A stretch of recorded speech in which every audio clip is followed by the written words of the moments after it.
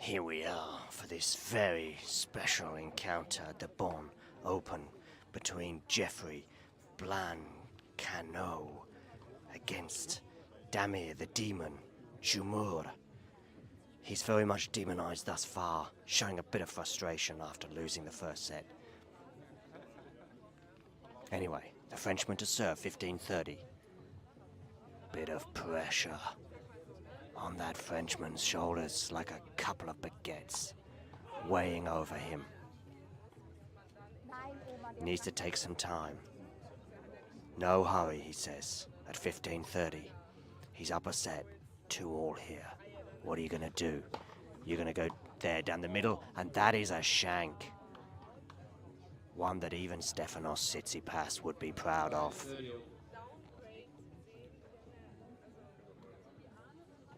Get that towel, mop your brow, return to the baseline where you'll know it's 30-all. Screeches from the other courts. But they don't put this young Frenchman off. Look at him, prowling, brushing, questioning. Maybe they do put him off. He needs to be focused. It's 30-all, 2-all, tense times here at the Bon Open. Goes out wide with that, comes into the net, does the volley. Does he put it away? No, he doesn't. But he puts that one away, and his opponent, the demon, Damir Jumur, just cannot believe what has happened to him. I'll tell you what's happened. You've been flummoxed, and you've lost the point.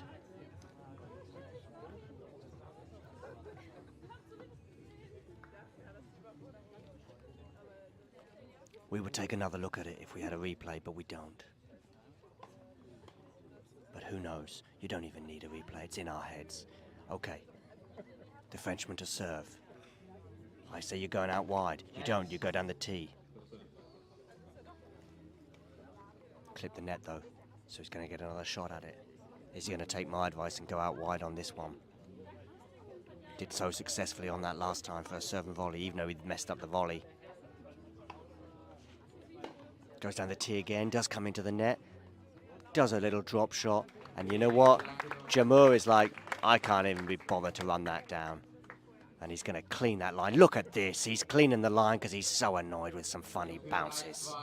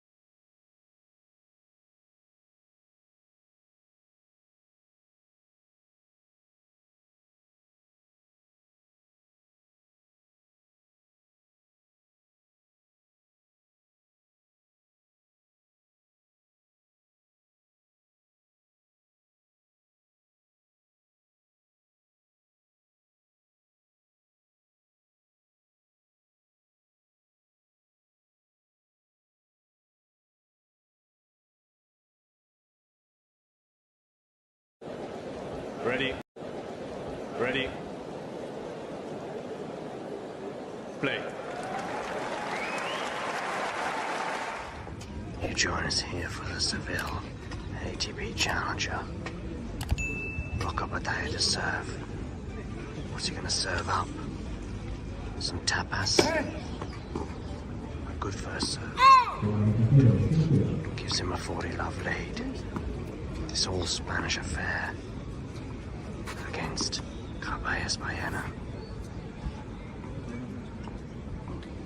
Not known for his big serving, but that was decent. That was not. Let the tennis do the talking. One-handed backhand clips the net. Bit fortunate there. Drop shot. Oh, you cannot teach that. You cannot teach that.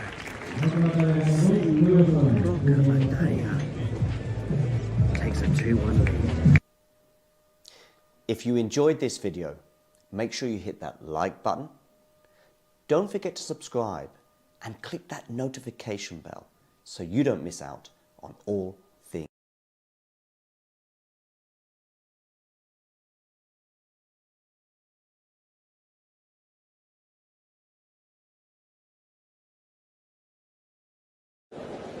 Ready. Play. My name is Clara Towson and I'm a friend of the show. Boom. I am Francisca George and I'm a friend of the show. Perfect. Hi, my name is Susan Leemans and I'm a friend of the show. My name is Zainab Sammaz and I'm a friend of the show. Boom. Hey guys, my name is Sasha Vickery and I'm a friend of the show. Boom. Hi, my name is Lloyd Harris and I'm a friend of the show. Perfect. Hi, my name is Jasmine Paolini and I'm a friend of the show. Wow, Jasmine, you got it in one time.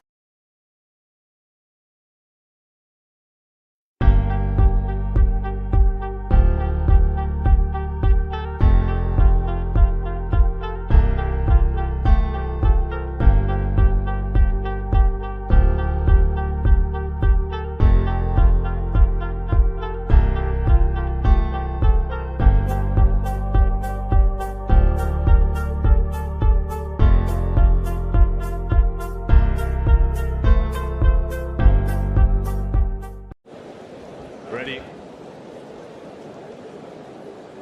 Play.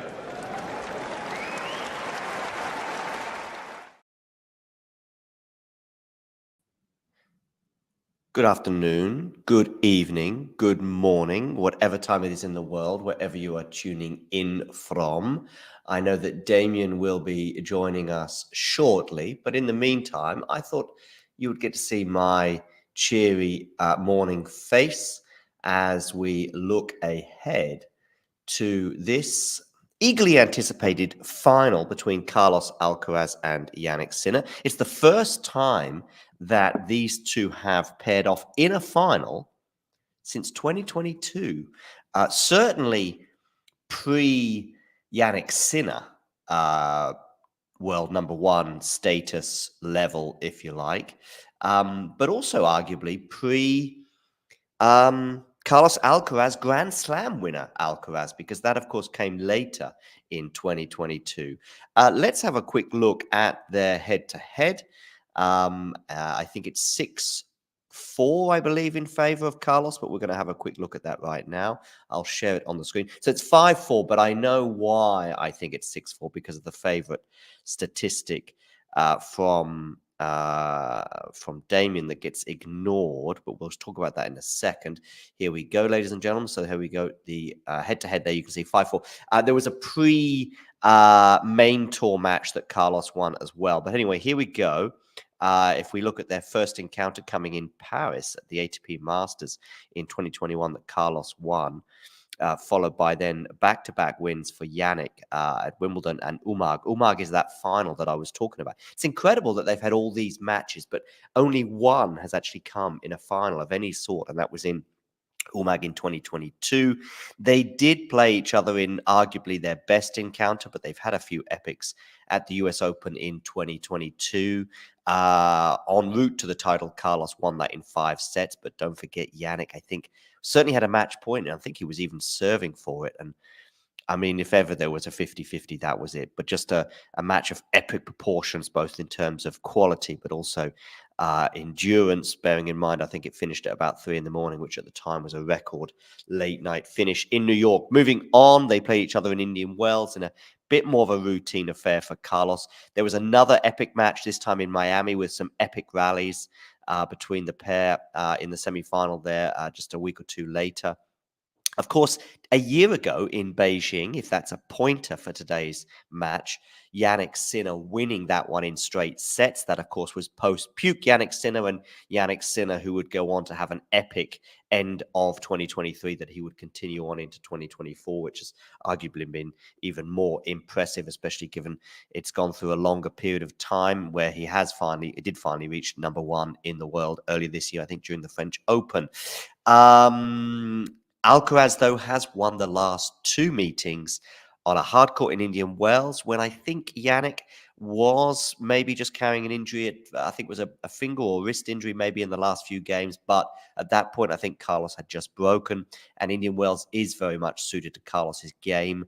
So maybe less of a pointer, and certainly even less would probably be the clay of Roland Garros, where Carlos also won in 5 sets earlier this year. Someone called Confused has already joined. Confused, please do hit the like button, and also if you're new to the channel, hit subscribe. We've got a few polls, by the way, going out on social media. And by the way, when I say polls, I mean this kind of poll where you can vote rather than the poll that'll be joining us very shortly. I will just post a link to that poll in the live chat, as you can see there. But of course, we've also got it on YouTube itself. We're not allowed to show the match, but we will be bringing you commentary on it. We've also got a poll here that I can see in the live chat where 21 votes so far, with the majority going the way of Alcaraz. In fact, pretty much all 3 polls that I've posted all do have a leaning towards the Spaniard. You can see this one here with just over 100 votes as well, also leans towards Carlos. Fairly similar. We've got 55 to 60% basically leaning towards Carlos. And I see it the same way. I don't know if Damien does. We'll get his thoughts very shortly. We'll get his shorts very thoughtfully. There we go. It's a good start. But in the meantime, do hit that like button and subscribe to the channel if you're new. Let's have a look at their routes to the final here in Beijing. Carlos Alcaraz's, I think, has been a bit more rudimentary than Jannik's. We'll have a quick look at that route right now as I share it on the screen. Straight sets wins all the way, so yet to drop a set. The first round, by the way, against Sampechi Pericard was a tricky one for Carlos, especially coming so soon in the tournament. And Carlos was a little bit stressed during that encounter, particularly with the shot clock, I recall. Made very quick work of Griekspoor, 56, 57 minutes that was at the expense of just 3 games. The Khachanov one, certainly that first set was extremely tight. I think there was an exchange of breaks before Carlos got the decisive one to win that first set and win it 7-5. But the second set was much more like their previous encounters, which have been fairly comfortable for the Spaniard. And in fact, I think it's 4-0, that head-to-head he has with the Russian. And Carlos has yet to drop a set. The Alcaraz-Medvedev match, I mean, Medvedev said he even enjoyed the occasion. Not much he could do about it, he said. And that is, I mean, I thought to myself when Medvedev won that US Open semi-final last year that would be an aberration and would be an outlier in terms of their head-to-head, and that is proving to be the case. I think Medvedev has won twice, but I think Alcaraz leads it maybe 6-2. Do correct me in the live chat if I'm wrong on that. The Medvedev-Alcaraz head-to-head. Do get your questions in the live chat. I can see Damien. If you want to bring yourself forward, you're more than welcome to do so. I'm now going to turn on the stream, so I will find out if they are. Hi, Damien. I am here. Yes, I was not expecting to find you here, as in like. On Sorry, the yeah, I went early. A bit That's like okay. a bit like I've gone early. I've broken early at the beginning of the match, but maybe if it's a 3 or 5 setter against Carlos, breaking early might just go to upset him or annoy him. So I hope I've not broken you too early, Damien, and you're going to come back and win this set 6-2. Hopefully, yes. How close are we? Not that close, it seems, because I'm seeing highlights of Medvedev, Alcaraz. But we know tennis. I mean, especially with something like this. Oh, well, the stadium looks pretty full. Looks quite impressive, Yeah. actually. Also, very important because when I joined, I heard you talking about the head-to-head. What exactly did you say the head-to-head was? I began, and I just said off the top of my head, it's 6-4. Thank you. Yes, I know. And I then referenced you, Damien, for about the next 90 seconds in terms of, off the top of my head, it's 6-4. Then I saw it was 5-4. And then I was like, yes, that's the asterisk, or shouldn't be asterisk 6-4 argument that you often put forward. Where was that match? Where was the one that the ATP website at the very least is not counting? Oh, okay, it was 2019, and it was such a massive story as Carlos was 15, Jannik was 17. So Carlos getting that win was just insane. And of course, Jannik already was perceived as a prospect too. I think that was right after he won Bergamo in February of that year. That was maybe like his 4th Challenger Major appearance, and he wins the title in indoor hard. Then comes for that clay event. I think Alcaraz lost to Rosso in the 2nd round, so it didn't maybe last as like a huge run. But still, already, even then, it was like, okay, so these are huge prospects, clashing against each other. Maybe Sinner wasn't yet perceived in the Alcaraz category, but still, I mean, he was also one of the guys. There was an Alcaraz category of perception? I mean, Alcaraz was alone in it, I think. Yeah. Is there somebody? Has there been someone since? Not quite. I guess either João Fonseca or Holger Rune, who's been anticipated in the same way. Not really. In the same way as Carlos, but I mean, yeah, Fonseca, Rune. There was a moment when Thijs Bogaert from the Netherlands was like kind of really hyped. Right now it's dialed down a bit. I think he's like 15 maybe. So obviously a lot of time. I think he played Rotterdam qualies this year. But yeah, I mean, what Carlos had is definitely nothing like it for anybody else, probably not soon. So they're warming up at the moment as we see the fluctuation of the rankings for both players. Of course, a lot less fluctuations for Jannik since his rise to number 1. Carlos has bounced around between 2 and 3, and he'll be back at number 2 officially come next week. There was something I was going to say. Oh, I think it's... yes, I know what it was. About 4 or 5 days ago, I said to you that should this anticipated final occur, I think Carlos will be the slight favorite. And you were like, I'm not so sure. Now, this doesn't necessarily lean support or otherwise the argument either way. But basically, every poll that I've posted has about 55-60% leaning towards Alcaraz. We know that these polls don't necessarily mean a lot on lots of people. No, but like the betting odds are like that too. I don't really understand. So I don't really understand why. You don't understand why, okay? Because I do. I felt it 3 or 4 days ago, and the 3 or 4 days that have passed since have only emboldened my feelings on that. No, I don't really get that at all, to be honest. I'm not sure where that is coming from. Like, if anything, I would say maybe a slight edge Sinner, but if it's even, I'm fine with it. If it's a slight edge Sinner, I would understand it too. Slight edge Alcaraz, I don't really get it. I mean, people have been like really, really sort of hyping up the Alcaraz performance this week. Sure, I mean, it's been good, but this is the ultimate test, right? And last year in Beijing, that was a bit of a, well, maybe not a blowout. It was, I think the first set lasted like 70 minutes. But still, you could see that there are real issues for Alcaraz in this matchup. I mean, both matches they played this year, they pretty much featured Sinner dominating for the first 40-50 minutes and then Alcaraz weathering the storm. Of course, there's not too much, like, in best of 3, there's less space to do it. And also on this court, there's less space to do it than at Roland Garros or at the French at Indian Wells. So yeah, I don't really understand where it's coming from. I feel like a lot of that is just people being. I can tell you where it's coming from for me, and I'm guessing this is shared by the people. looking at the dropped sets in this, so en route to the final, Carlos has breezed his way to the final. Sinner has had a few bumps in the road. Now, you could argue that Sinner's path was a bit trickier, especially up until the semis anyway.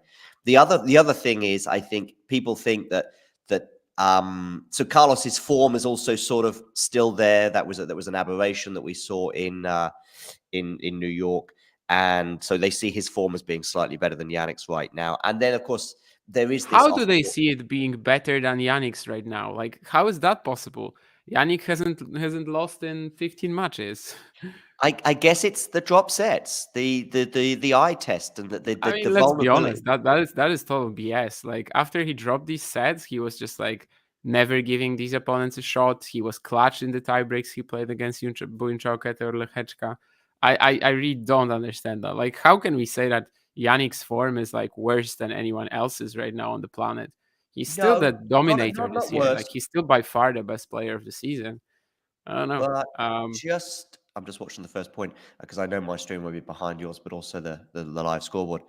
But just the last 7 days, and then there'll be people thinking that if Jannik is going to be affected by the off-court stuff, and we all know about that, it's going to be in a match of fine margins rather than one where he's comfortably better than his opponent. Those are the He's arguments. already had matches of fine margins, like at least sets of fine margins, and he did remarkably well under pressure. Like I don't know. I think those are the don't reasons. really see it. Those are the reasons. Those are the reasons that I'm feeling.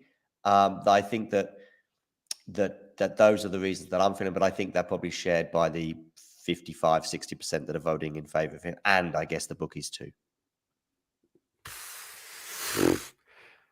Yeah. I mean, I so don't buy it that I don't even. And obviously, I'm not saying that like Sinner is guaranteed to win this or that Sinner is really like has a huge edge here. But yeah, if we're trending towards Alcaraz, I don't know. I think it's like popularity, honestly. It may be, and I'm not dismissing that notion, but I can tell you they were my thoughts, and I just wonder. People want to see Alcaraz win, kinda, and I feel like that's also reflected by the market. I'm not sure that he has a fan base any stronger or more vehement than Jannik's. I'm not sure. Not necessarily, like in terms of the most like people who are most into him, probably not. But Sinner is gonna have quite a bit of negative PR now, and kind of like he's been so good this year that you naturally want a change. You want a bit of a someone to actually beat him from time to time. Yeah, which barely happens this season.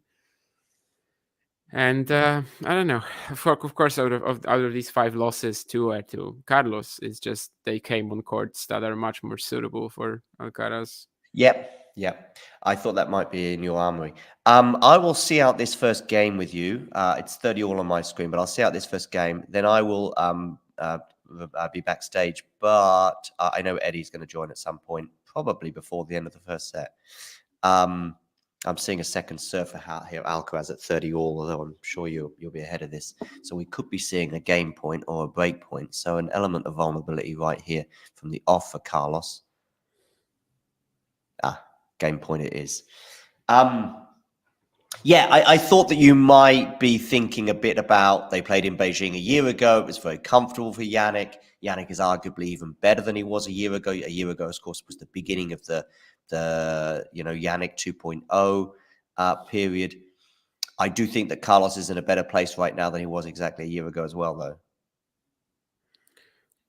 Sure, but let me tell you this, like last year when Carlos was entering the semifinals in Beijing, would you actually have said that he was in some sort of bad spot? No, not yet.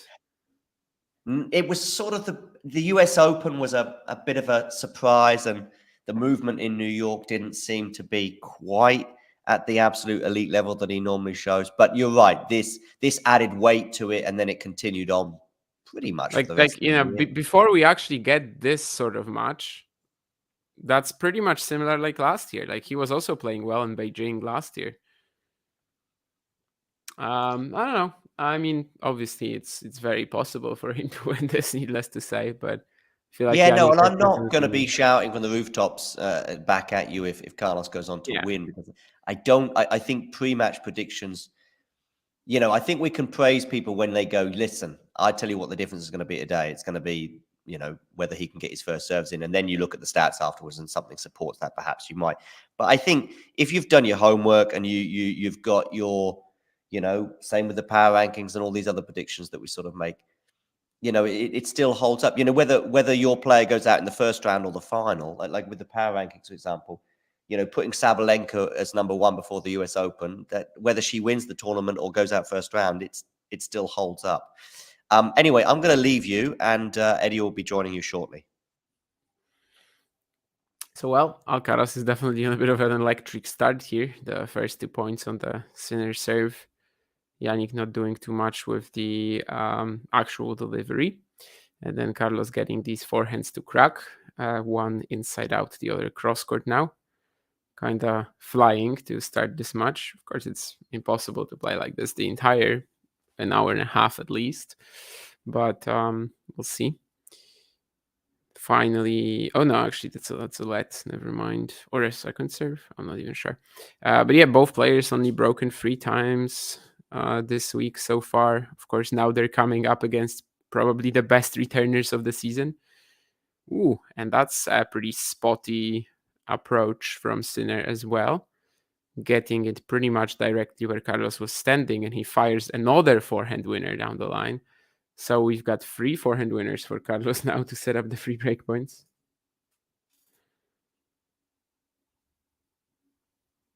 And, well, obviously this would be a perfect beginning of this affair for Carlos. 3 breaks on the Sinner serve this week. So, well, there were also just 3 on the Alcaraz one, but there could be a 4th right away here. And Alcaraz steps into the court for another forehand. But I think this half volley is going to be out. Actually, really good recovery from Jannik. That was dipping just above the net. Certainly, it's a bit of a different start to what we experienced at Indian Wells or at Roland Garros, you know, where basically the first half hour of the match was Sinner blasting Alcaraz off the court. And it took a while, and it took some good micro adjustments from Alcaraz to eventually get it done. Indian Wells, he was playing through the slice a lot.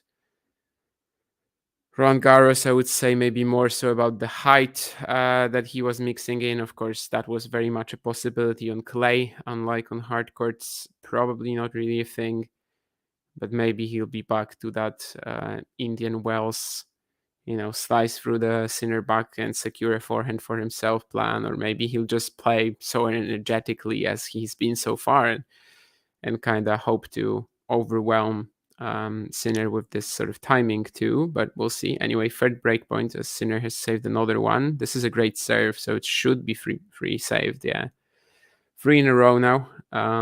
Then not really a shot on any other than the first point for Alcaraz, where I think he played it right. Like he bombed the forehand into the Jannik backhand.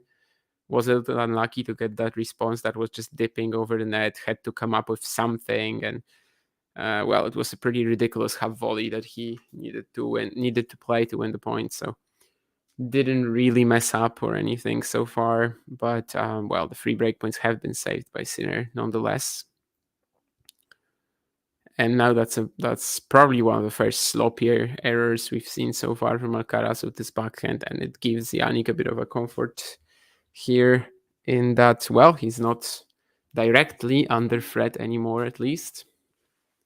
Let's see if he can close out this pretty contentious second game.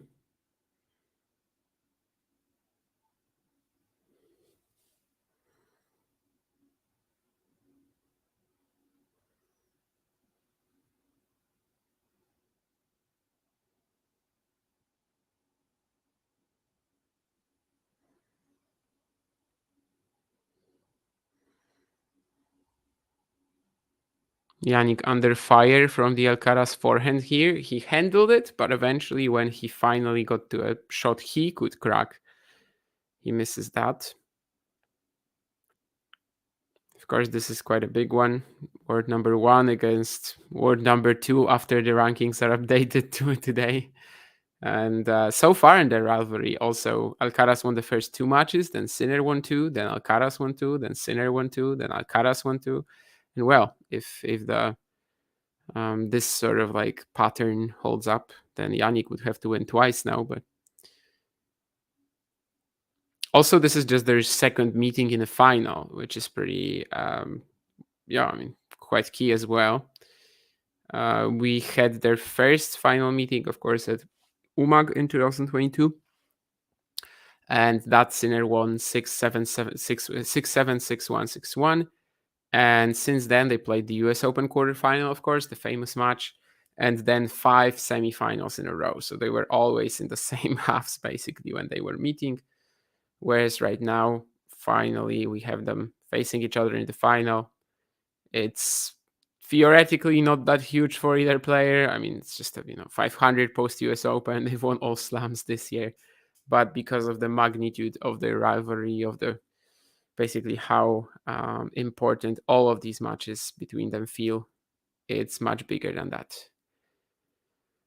Alcaraz trying to still cause some issues for Jannik, but he's not going to be able to do it. It's 1-game all. He attacked here, was like really, rip and charging his way through this point, but Jannik manages to hold on, has that nice pick up on the stretch with the forehand, and it's going to be 1-game all. That was obviously a tough one for the Italian, but he managed to keep up with Carlos and save these 3 break points.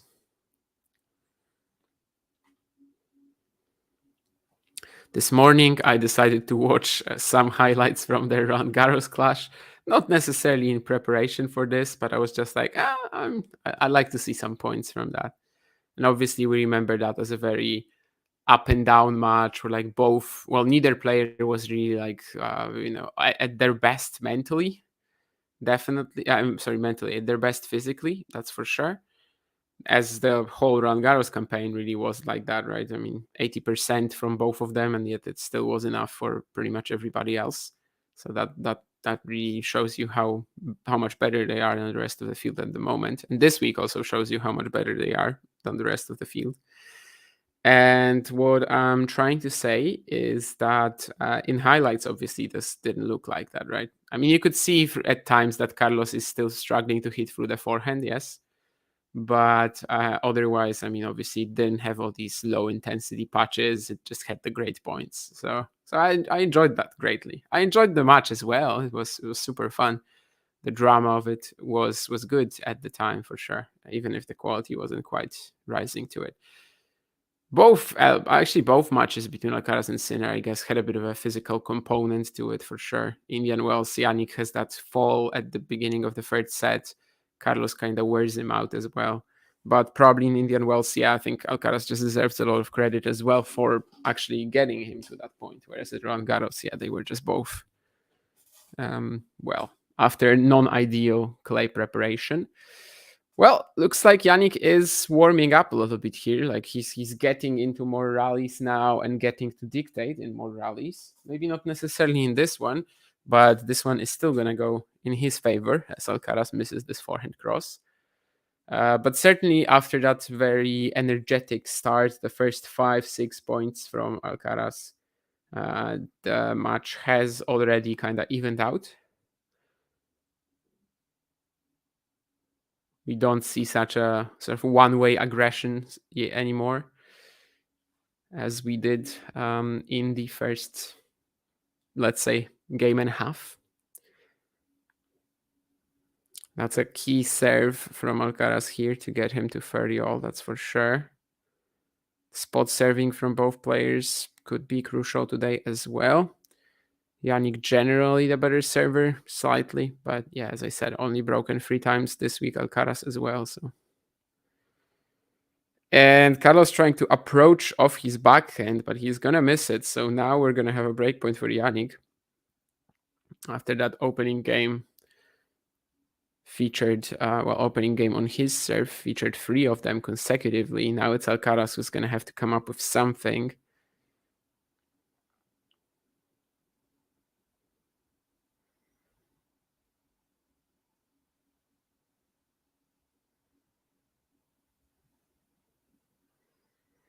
We'll have to do it on the second serve as well. He was trying to hunt that T-spot again, just like he did on the 1530 point. But now let's see what he can cook up here. Jannik is in the point, and he's going to miss this forehand cross. I think it might be a, slightly forced error. Definitely the +1 backhand quality from Carlos was pretty high here. But, well, it's the end result that matters anyway. And so far, 100% on breakpoint saves, both guys.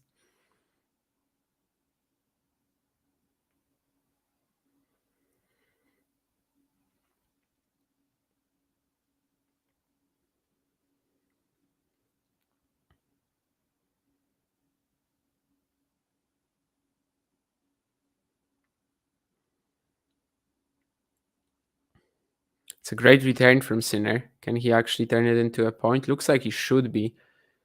Well, it's actually very tough to put Alcaraz away here, and he finds this ridiculous backhand down the line pass. That's not a point that Alcaraz should have won, in any universe. Starting from the return, he was under pressure from the get-go, saves himself with this shorter slice here, and then, he just reads Jannik like a book. Wasn't even a bad approach. Obviously, Alcaraz still needed to make a ridiculously low margin backhand pass on the run. But yeah, he just knew where Jannik is going, dedicated, and then landed that. That's already one of the shots of the week, 100%. And so crucial too. It allows him to avoid another breakpoint, and now he has Jannik on the stretch, and he will put it away. So it's 2-1. So far, both guys holding up in these in these situations that require them to present some composure mentally.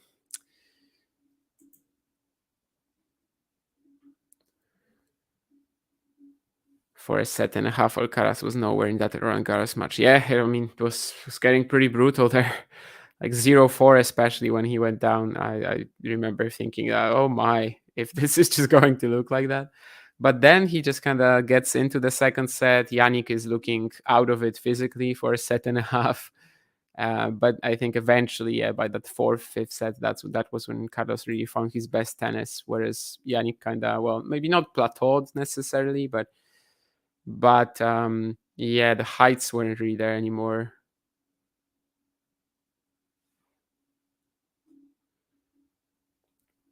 For now, definitely an entertaining start. We already have our first hot shot. We already have a lot of clutch breakpoint saving. And, well, hopefully, long may it continue. I know some people have been complaining about the timing of this match as well. For me, it's 11 a.m., which is fine because I'm a bum and I don't have regular work. But when it comes to people who actually go into an office or something, definitely not the most ideal. Also, the fact that it's on a Wednesday, right? Well, it's obviously a very weird schedule that we have in the Asian swing on the ATP Tour. It's only a few weeks, but it leads to that.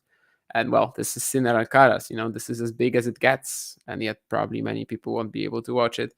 I think that they could have done something though. I don't feel like scheduling this at 11 was necessarily, going to have to be the thing. The fact that we have a break after this and then there's one more women's match, I feel like they could have just scheduled it last on center court. Probably no harm in that, right? But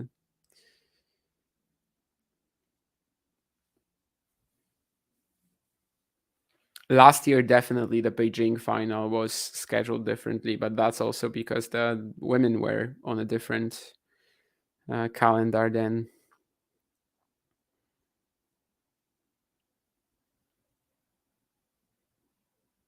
I don't think Beijing was extended like that, right? It wasn't even the same week as the men's, I think, last year. Was it?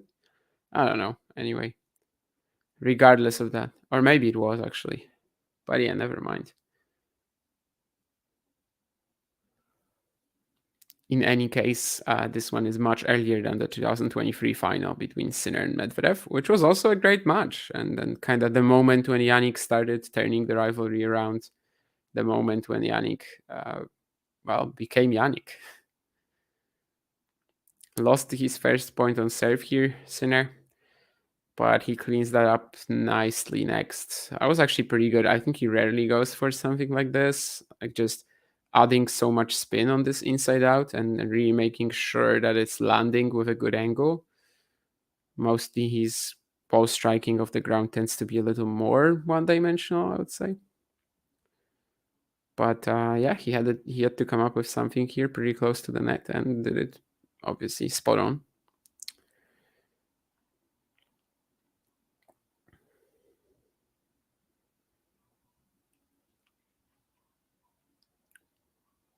I believe this was a double fault from Sinner, 15-30. Of course, after this, both players will be heading to Shanghai. Sinner is naturally the top seed there, Carlos the third seed. I think it's the same half as well that they're in. Or maybe not, actually. I don't remember now. Yeah, I think it is.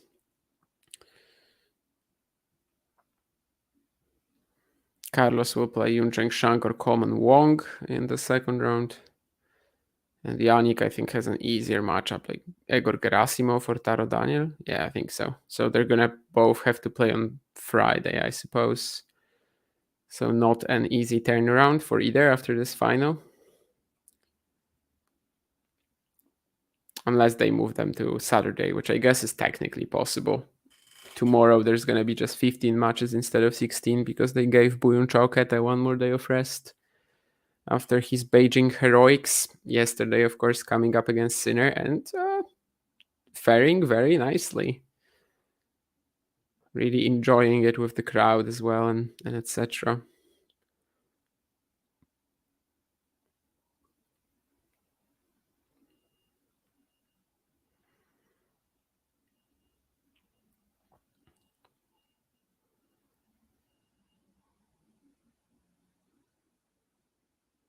Well, this could be another breakpoint for Alcaraz, and it is. That's a great combination. He's a little better at like not giving Jannik a shot at that sort of a pass that Carlos made in the third game, for example, right? He's just closing down the net much better and making sure that the angle for a ridiculous winner like this isn't there.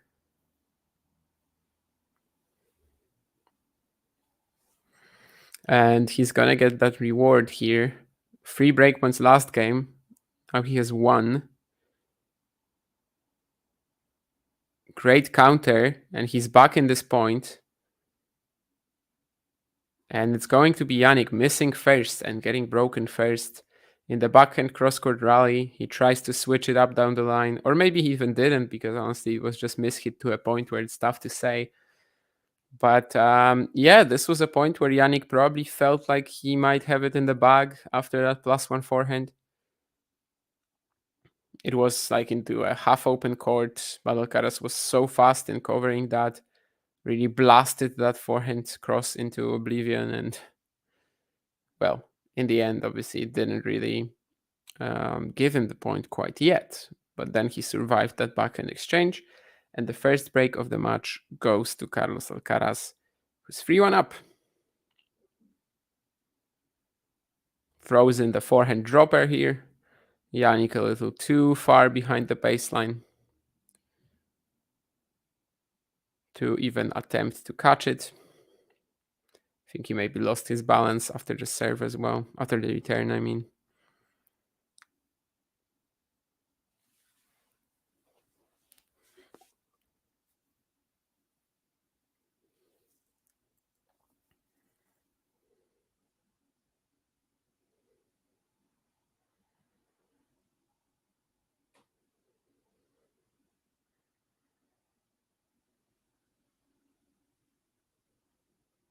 That second serve from Alcaraz was like barely on the line.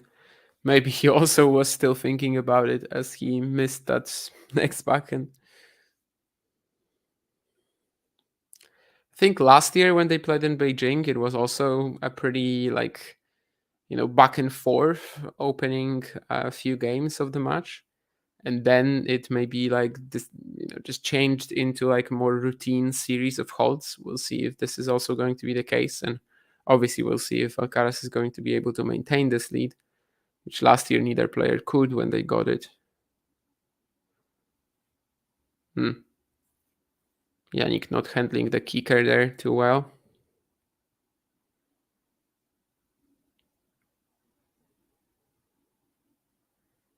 It will be interesting. It will be actually an interesting conversation because obviously, like results-wise, this match isn't really going to change anything in the best player of the year conversation. But I know that if Alcaraz wins this, you're going to find people, and they're not even going to be wrong, who are going to say, okay, so they've won the same number of slams, but one leads the head-to-head this year 3-0. So. And yeah, I mean they won't be wrong necessarily. Like it would be a solid argument if Alcaraz wins this, that's for sure.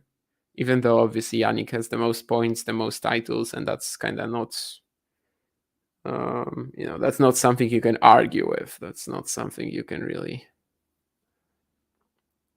potentially doubt or. Well, 40-15 here. Alcaraz making a double fault, but of course he's still up in this game. Sinner, if he wins, I think he would be just the third active player to get to 6 ATP 500 titles. After, of course, Nadal, Djokovic, and also Kei Nishikori, interestingly. Pretty nice bit of history for Alcaraz as well, as actually since 2009, so since the introduction of ATP 500s, no one has won them on all three surfaces. You might be thinking, like, how is that possible? But yeah, I mean, Novak Djokovic, no 500s on grass. Rafa Nadal, no 500s on grass. Federer, no 500s on clay. And, Murray, no 500s on clay either. So, yeah, basically Alcaraz would be the first. Of course, a lot of that is just due to the short grass season and how rare it is for someone to win a 500 there, since there's only Halle and Queens. But still. Alexander Bublik, of course, has yet to complete that sort of achievement, despite winning Halle. Anyway, 4-1 up Alcaraz. But that's already a pretty sizable lead, needless to say. Let's see if there's any reaction from Jannik in the next games. Definitely would like an easy hold. I mean, so far both service games for him have been a bit of a nightmare.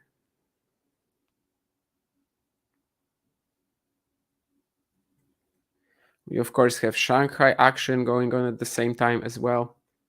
Probably some of the bigger stories today so far was Yibing Wu just smashing Sumit Nagal off the court and finally looking healthy, but we'll see how long that lasts. Artur Kazob defeated Marin Cilic, who's still winless since that Hangzhou title. And right now we have 3 matches on. Denis Shapovalov playing Lorenzo Sonego in the first set tiebreak. Corentin Moutet up an early break on Alexander Vukic. And Manarino against Svajda just starting up. In the women's action in Beijing today, I mean, it's been very, very underwhelming. And that Halle and Queens used to be 250s. Yeah, I mean, pretty much until 2015, was it? I think it was 2015. So.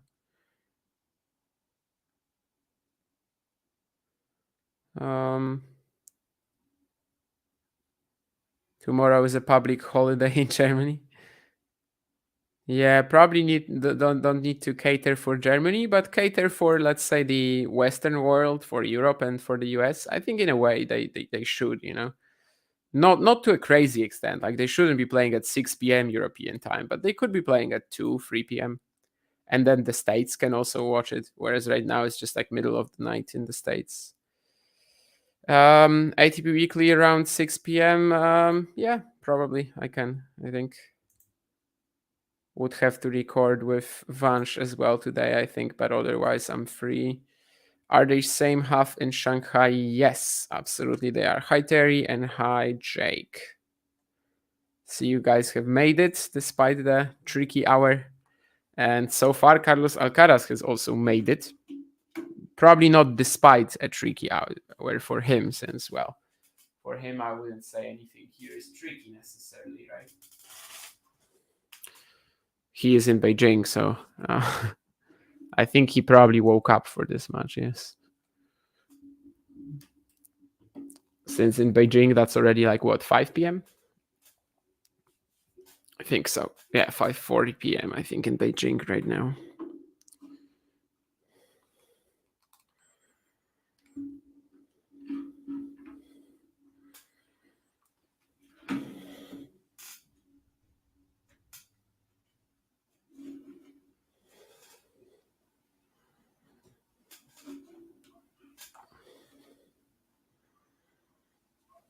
Well, plays it very deep here, Alcaraz, once again approaching the net with lots of good momentum, but he will get passed by Jannik.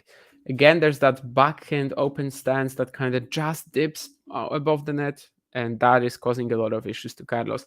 Here he actually got out of it like pretty nicely, I would say. The fact that he was able to play this volley super long was not necessarily going to be comfortable for Jannik, but he handled his business, if you may. And, well, 30-15 for the Italian, who still hasn't had an easy hold and will be really desperate to get one, I think. It's really something he does need right now in this match. Ooh, and he would have needed that ace down the tee to get it, probably. My mouse unplugged, and I'm struggling to fix it right now. But, that's not a big deal. Alcaraz again on the attack, on the front foot in this one, but he will miss eventually, trying to hit this very precise forehand inside-out, inside-in combo. So 40-15 Sinner, and he may finally be close to getting this slightly easier game. We'll see.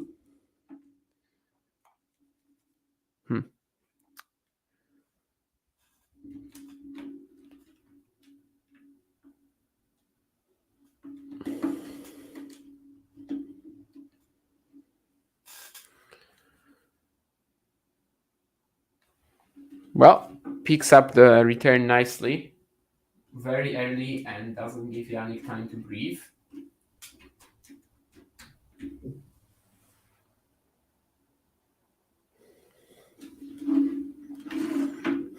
Looks like I will have to do some work with my cables. Anyway, that's not important right now. 40-30 Sinner. Can he close out this and give himself a shot to keep this set going? The slice from Carlos is into the net. That was a really nice angle for Sinner, cross court of the backhand. So that's going to be enough to give him the 6th game of the match. He's still a breakdown, but now has given himself a shot to hunt for a return to this one. Okay, my mouse is back, which you probably heard. Sorry for that.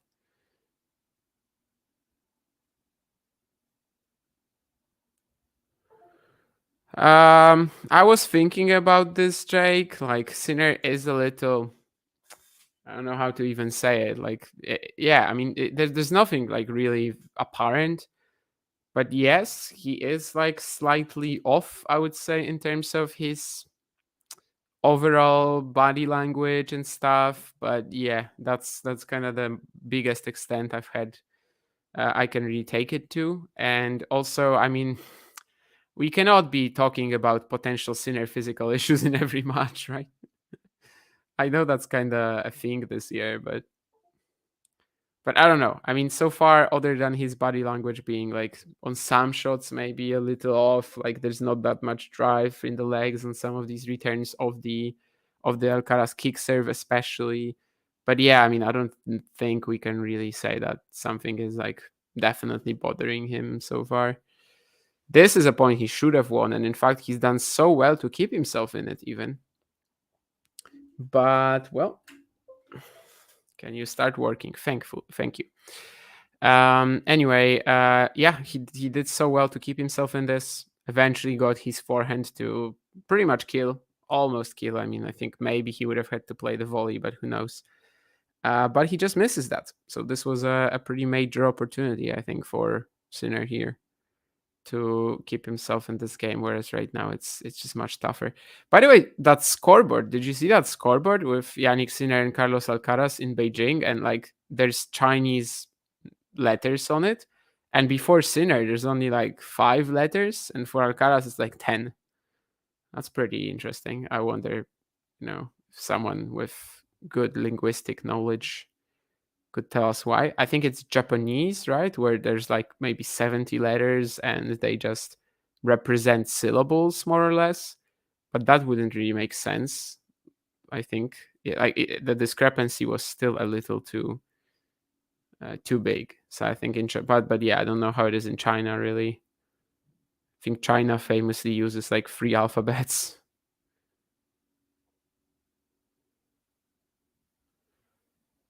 So yeah, I really have no idea. Well, that's an entertaining point, but despite again Sinner doing pretty much everything spot on and closing in on that cross-court backhand, he gets a beautiful response from Alcaraz, has no idea what to do with it, and eventually just kind of bricks it. So yeah, 5-2. Carlos Alcaraz. So far that somewhat early break is proving to be vital. And it's kind of been a much similar, maybe in that sense, to their last Beijing clash, where the first few games were just so back and forth. But after that, we got some regulation back from both players. We will see anyway. Yeah. Okay, sure. For you, Terry, it's not that tough, I suppose. DDP. The Scottish vibes will be on, yes. Vansh, I mean, we were expecting him to wake up for Nakashima at 4 a.m. and apparently he didn't. He like responded to us like a billion hours later. I think Vansh is really disappointing of late. Like the fact that he didn't watch Brandon Nakashima is just... I don't think he woke up for this. I think he's probably gonna make up with the highlights or something like that. Seems even more subdued. Yeah, that's more or less what I was thinking of, body language. But yeah, we cannot just, anytime Jannik starts losing, we cannot just instantly go to this, right? It's kind of becoming a thing like Nadal over the years, where there was that meme that he's never lost a match while healthy. Please don't. Okay. What else? He'd wake up at 3 for Nori. Yes. Why is Carlos touching the court on receiving? What do you mean? Like when he's returning, before he's returning, like as a part of his routine? I'm not actually sure. Well, Jannik missing this wide backhand +1 as well. So things are really not steering in the right direction for him at the moment.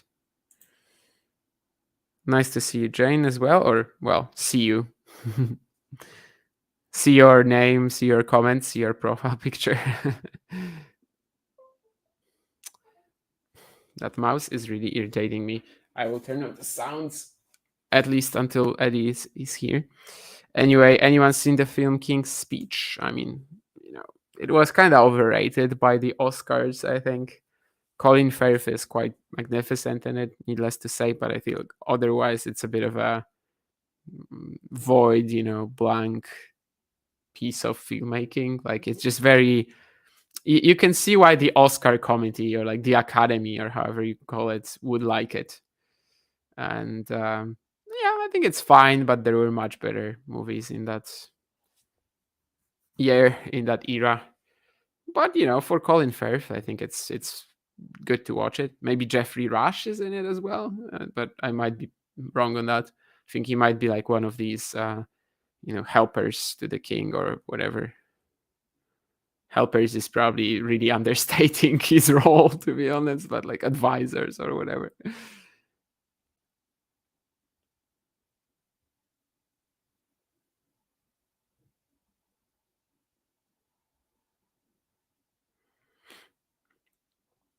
Well, a couple of errors on the attack from Alcaraz. You can see that, he's really dedicated to this more aggressive mindset today against Jannik rather than what he tried at Roland Garros or at Indian Wells, which was like wearing him down a little bit, mixing up the rhythm. Today, he's confident. He's going to go after his shots and he's going to try to win it by simply almost taking the racket out of Jannik's hands.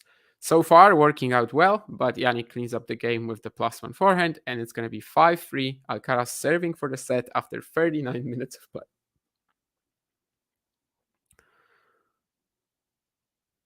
it hasn't been a, let's say, the most lopsided set I've ever seen. But if we're gonna sort of ask the question of who's been the better player so far, yes, it's been Carlos hands down.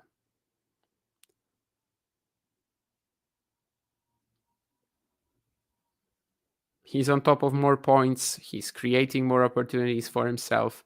And now let's just see if he can take this all the way to the the finish in the opener at least. That's an entertaining high octane rally so far. Alcaraz missing the backhand down the line. I think I read in the sort of like Tennis Insights or whatever, the quality of that they rate there and stuff. That Alcaraz is in attack. That stat which tells you like how much of the time someone is in attack. A lot more this week than he is generally over the course of the year. I feel like that's also like conditions related a little bit. Of course, in clay, like that's gonna go down significantly for him, I think. Actually, depends on the opponent, maybe. But against Sinner, it certainly would. But yeah, at the same time, the jump was massive. It was like 32% compared to 25 or something like that. Which, yeah, this very aggressive mindset today, thus far, is definitely showing, I believe. And this is going to be 30-15 Alcaraz. That +1 forehand he had on the second point was just... Zhizhen Zhang would like it. And now there's a good serve down the tee as well. So Jannik won the first point when he actually got into the rally, but so far Carlos doing well on the next two to avoid that. Really, that's a good serve too. Jannik's return will find the line, and now Sinner will be pressuring. What an angle on the forehand cross! Now that is an insane shot. This is the kind of one that like won't make a highlight reel unless it's like a longer highlight reel. It's not quite as good as the third game Alcaraz, that pass on the run that he had of the backhand, but it's honestly just as good.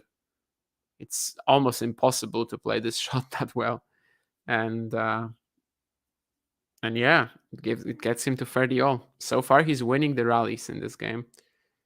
And while Alcaraz is 2 points away from the set, Sinner is still very much in this too.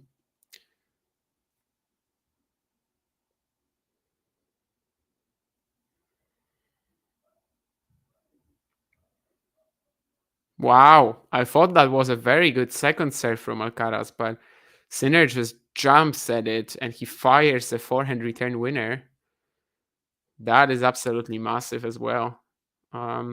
Okay, like maybe he shouldn't be serving at the Jannik forehand in this situation, but he still did it like with enough angle seemingly. But no. And that's going to be a breakpoint. That was probably the most lively return that we've seen from Jannik so far as well. As a few of them earlier, he was kind of struggling to get the feet going. And well, second serve breakpoint down as well. I think from this side of the court, it might be trickier for him to try to hit a return winner like this. So probably we'll see a rally, and we will, in fact. But yeah, this is the chance. This is the chance for Jannik. He hits super deep on these two shots, and he breaks back. He's in it.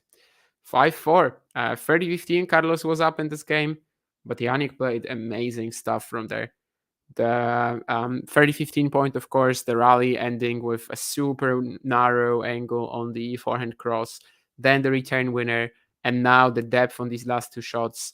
Backhand first cross court, and then one more forehand down the line, or rather inside in. I would say from this position, just too fast, too deep, and it's 5-4, and he actually survives this game.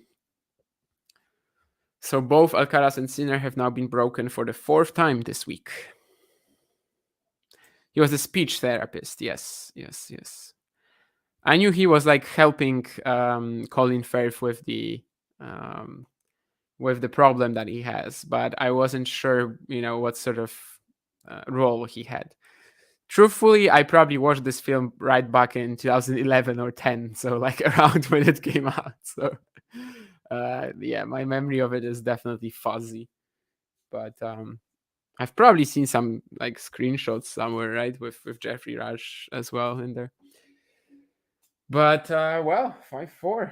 We are still in this with Jannik, and it's not gonna be that easy Alcaraz, as it seemed. Carlos was the better player for the first 8 games, but Jannik with that 3-point combination to take the break back. Oof.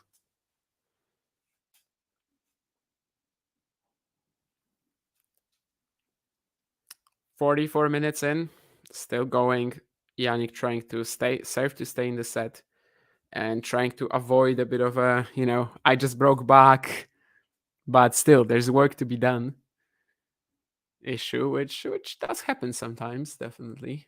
Maybe not necessarily to him. I mean, obviously he's not really losing many matches this year or anything, but well, maybe here. +1 forehand isn't the net. Maybe things won't be quite this easy.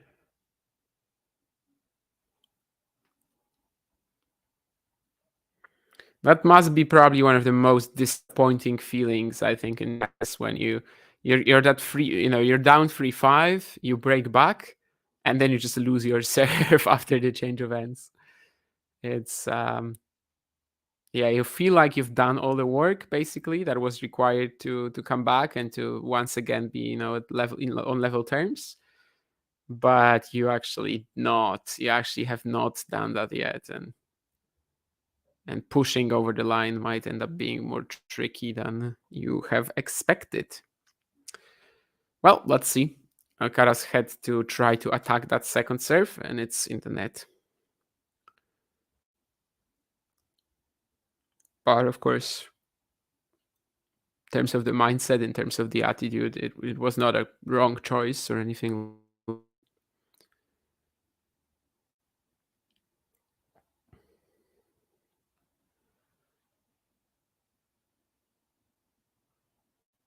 Jannik kind of struggling to find his first serves in this game.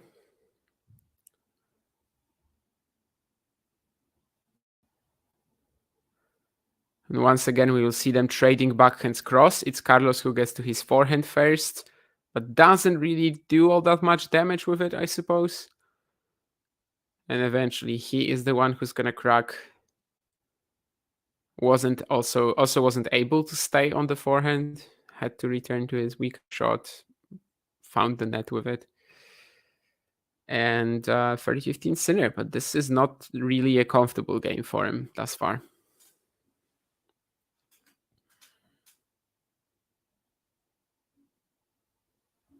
It's going to be tough for these boys, let me tell you, to beat the Tokyo final from yesterday. And generally Tokyo, I mean, as I said at the beginning of the week on ATP Weekly or whatever it was, that like Tokyo is the bomb, Tokyo is the event this week. And Beijing, even though it has an Alcaraz Sinner final, well, they have to work really hard to top Tokyo. So far, good, but we need more of that. We just need more of that. And well, now Sinner is again 2 points away from losing the set after another first serve wasn't found, and Alcaraz this time attacked the second serve properly. Once more, just 2 points away from losing it, but the serve at the Alcaraz forehand will be enough. Definitely could have had slightly better reaction on this, Carlos, I think. Nonetheless, it puts Jannik game point up.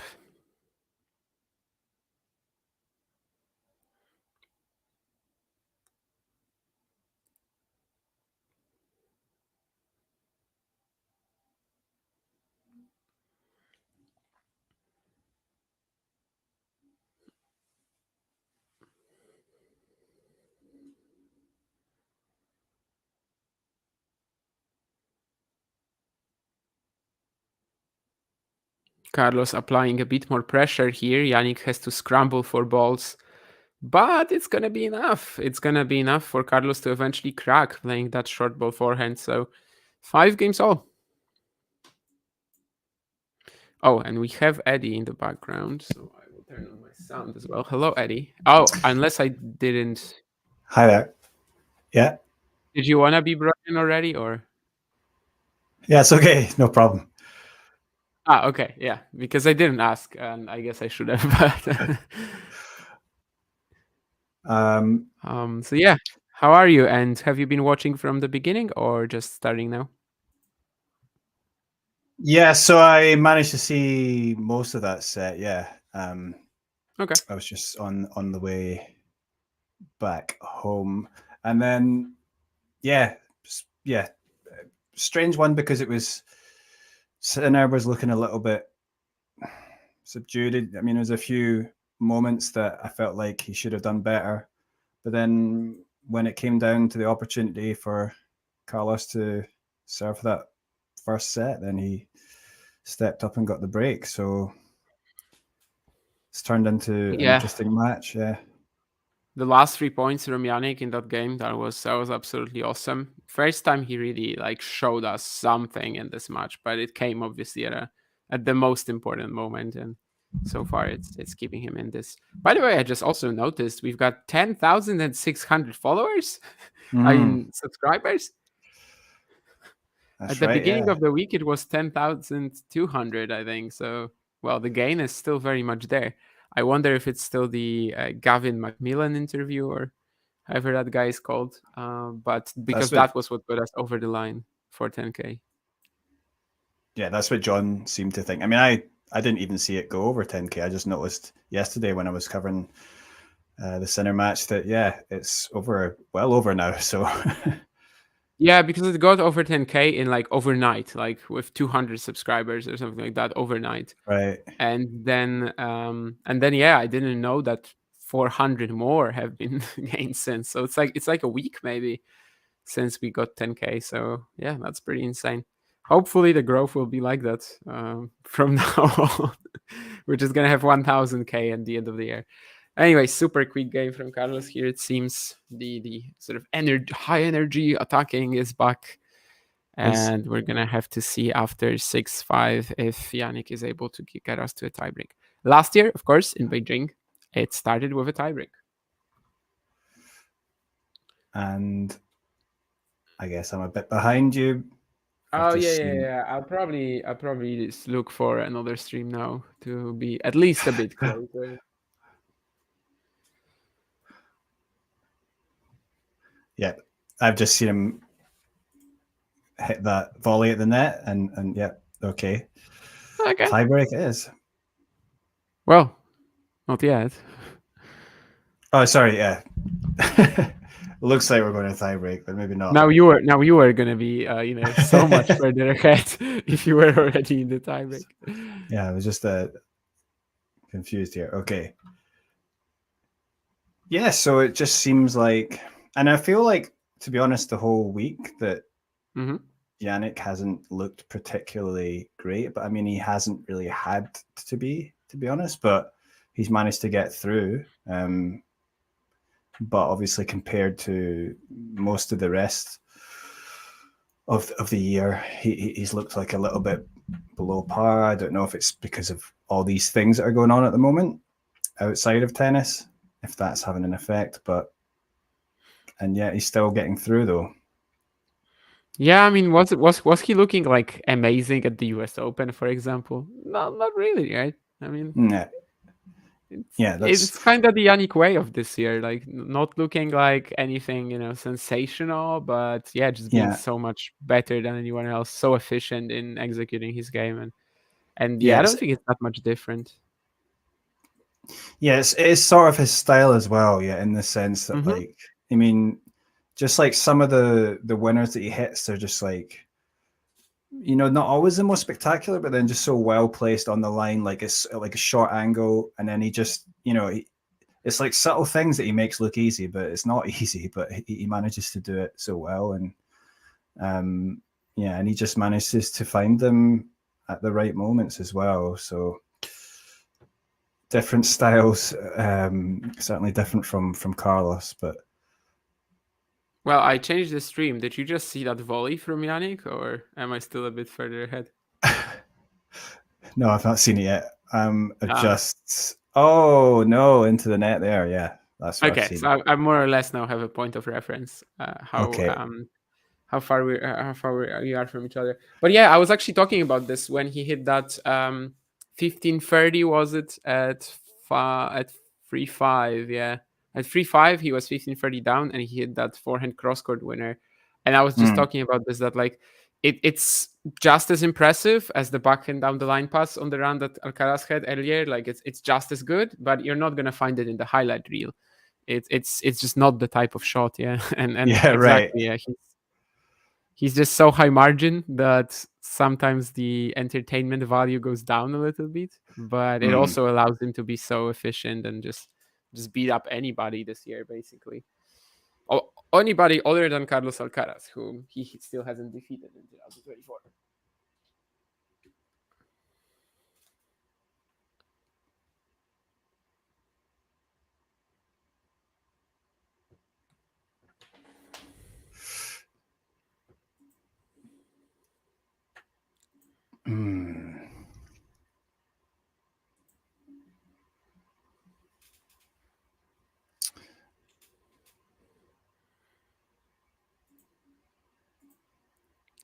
John's still going with Alcaraz as his favorite.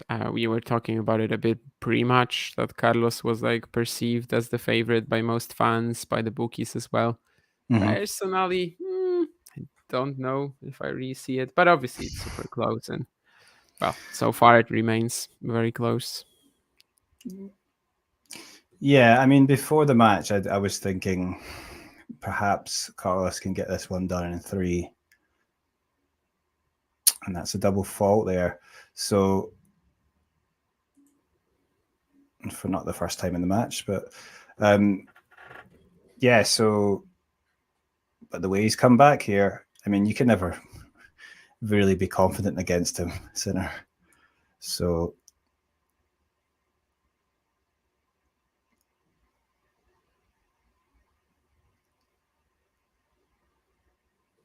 yeah, Sinner's, someone's asking, is Sinner better in the tie breaks, though, in the chat? I mean, his tie break record is ridiculous this year. It's something, what is it, 15 out of 16 tie breaks played?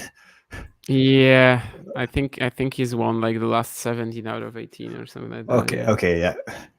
Even better. I don't remember, honestly. Maybe I'm like mixing up the numbers. I didn't really count them either. Like I just remember reading that on Twitter. But yeah, I mean, he's won 1 billion of them recently, only lost 1. That's kind of what we can definitely be sure about. Also, in the history of the rivalry, let me see how the tie breaks have gone. I mean, definitely Beijing last year, Sinner won. Indian Wells, Alcaraz won, right? They've played quite a lot, just not in the last 2 matches, really. But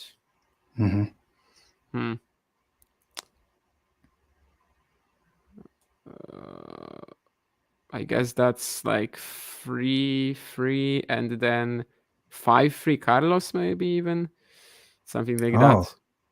Yeah, the double there. He keeps on touching his leg. Again. But... Yeah, I mean, unfortunately with Sinner, it seems like every time we're watching him having a close match this year, it's there's something, you know. I'm not saying he fakes it, but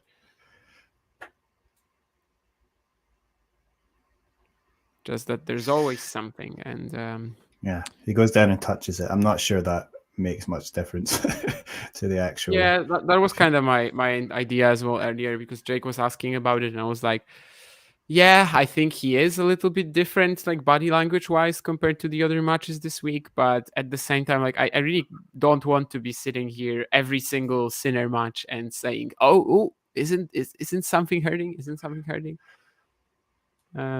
Yeah, I mean, he's still winning so much, and well, the 2 double faults, but now a break point. Have you seen it already? I mean, that was a really nice, volley at the net there to bring it to juice. And yet, I mean, this tournament last year, he literally threw up on the side of the court, didn't he? And then won the tournament. So yeah, the quarters against Dimitrov, he was like dying on the court, and then it all starts, like it all begins here on this very court. Maybe they still have that bean somewhere. Maybe they just put it in some sort of a display, you know. This is where the Grand Slam champion. This is where the world number 1 Jannik Sinner began. His origin story. And yeah, that breakpoint save indeed was pretty nice. I was a little scared for him when he hit that forehand cross, as you could already see Carlos lining up for it. But yeah, he handled it okay with the volley. Of course, not up. Carlos didn't get to play it before the double bounce. So we are going to get the tiebreak after an hour of play, almost an hour of play.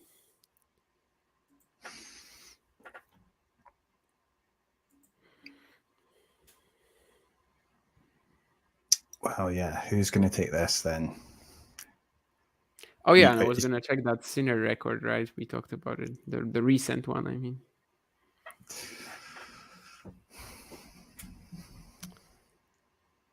So the last tiebreak that he lost, that would have been to Medvedev at Wimbledon.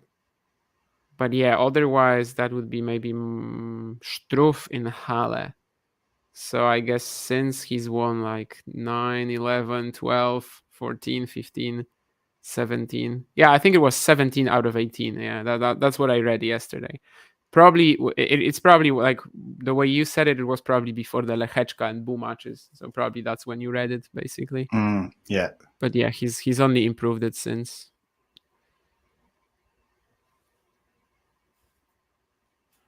So has only lost one tiebreak since June. Hasn't lost one since July.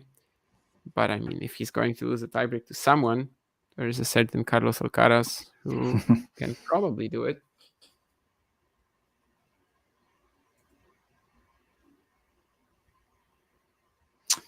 Yeah, it would have been surprising if it was Bu. But yeah. Well, Lechechka was very close. Bu, not necessarily. Yeah, the tiebreak got away from Bu quite quickly. That's true. Yeah. Oh.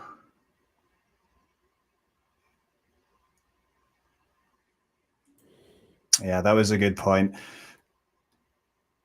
It's like it does seem he's woken up a little bit though in the latter half of this set, and sorry, okay. Not this button. Okay, no. I found a tennis channel stream, which means that it'll probably be like 10 minutes late, which is good. In this very case, tennis channel is actually, it's good that it's late. Yeah. I'm actually just on the tennis TV one, which, it just bothers me how slow it is, but yeah, for some reason, I mean, it works like that. Challenger TV is also like 2 points behind what the stream could be, and there's like no real explanation for it, to be honest, because it's the same feed that I can get elsewhere, but elsewhere it's just 2 points ahead. Mm-hmm. It's really not explainable, I guess, but well, obviously, if you have cable, probably it's gonna be much quicker. Yeah, but I don't. Yeah, actually, I think I have the cable channel that be showing it. It would be ahead, but I can't get to that from this room. So yeah, I just don't have any. Like, I don't own a TV. It's a bit of an archaic thing right now. Like, I think in my generation, especially, like, yeah, there's just not gonna be, or even lower down. Like, no one is gonna own a TV in like 20 years. It's too much video on demand stuff, or like, they might own a TV in terms of just watching Netflix or YouTube on it, but no one is actually going to watch like regular television. Right. Ooh, I don't know if you've just seen that or not, but the Alcaraz dropper here comes in very clutch on the 1-2 point. Yeah, that was very nice. I think probably every single drop shot he's played so far has won him the point, and like I don't think Sinner even got to any of them. I think this point is crucial here.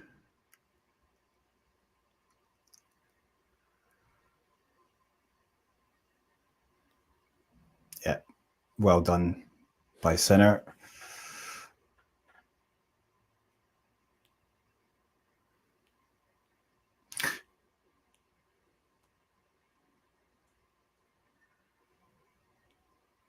Oh, and I just watched the drop volley from Carlos, actually. Oh, on the tennis channel. Yeah, tennis channel maybe is not a good idea after all. But at least it's stable. The previous one that I had just a second ago was kind of just like, it was just dropping off constantly. This one at least is a bit more stable. But yeah, now I'm seeing that forehand from Sinner, and then he has to put it away as well. Okay. But yeah, no mini breaks so far, as they will change ends. Yeah, sorry, Tennis Channel, but you are going straight where you belong. Before I actually turn you off, yes, thank you. Tennis Channel apparently is just unwatchable. Yeah, there's the error from Sinner into the net. So Alcaraz up 4-3, and I've got a feeling. Oh, it looks like on that scoreboard we're back to 4-all though. The scoreboard's ahead of my stream, so yeah, scoreboard is pretty much close to this to that fastest stream that I have. So basically, you can't look at the scoreboard, otherwise you're just gonna spoil it for yourself. But at least it stops you from saying you've got a feeling, you know. I don't know what the feeling was. Man, Something how crazy? did Sinner win that? Well, Okay.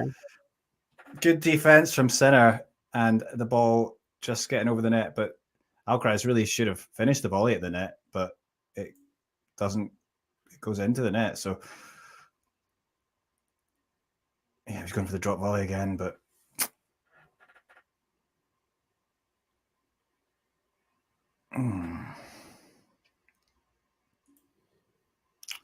so he survives. I mean, yeah, so far this set has been a bit of that, like a survival effort from Jannik.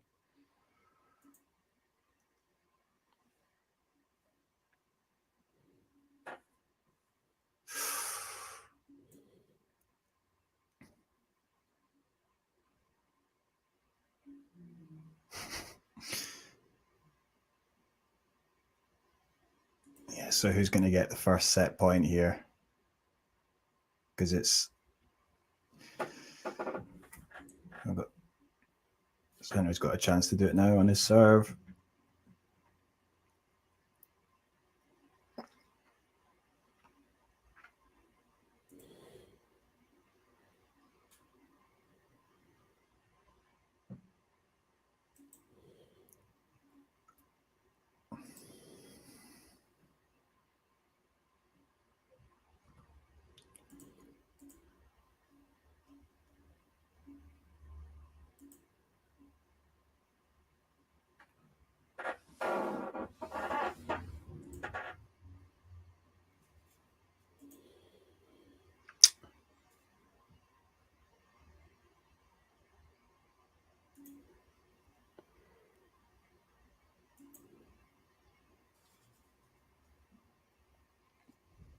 Yeah. Yeah, the pass from Alcaraz. So first set point is for Alcaraz, and I've got a feeling he's going to take it. Or if not this one, the next one. Yeah, I just rewatched the 4 point, you know, I mean the 3-4 point, I guess. And the pass as well. Jannik could have been much better on that approach, it seems. Oh, good serve. But he'll need some more stealing here, Sinner, if he can close out this, if he can win this set for himself. But yeah, so far he's really been able to do that, keep himself in this against all odds. And now, of course, it's going to be the set point for Carlos on his serve, the one that you can't miss. Oh.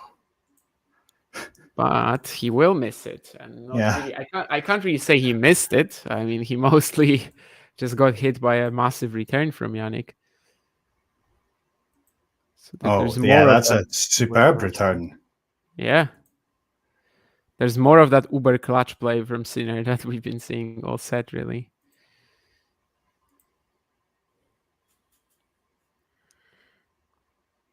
Crazy. Well, I mean, yeah, it's partly why he's been so difficult to beat in the tie breaks. It's not just this, you know, his serve is what he can do in return is, especially, you know, this year. It's just been a ridiculous level from him. So Yeah, and it's again like usually the serves that don't really maybe aren't going to be in highlight reels, but they're usually just super effective, deep down the middle. This one was maybe a little bit more to the line, but still. oh, Yeah, Carlos gonna miss that loopy forehand just by a tiny bit. So now we have a set point for Sinner. He was also 4-6 down against Lehechka in the second set tiebreak. And well, he won that set.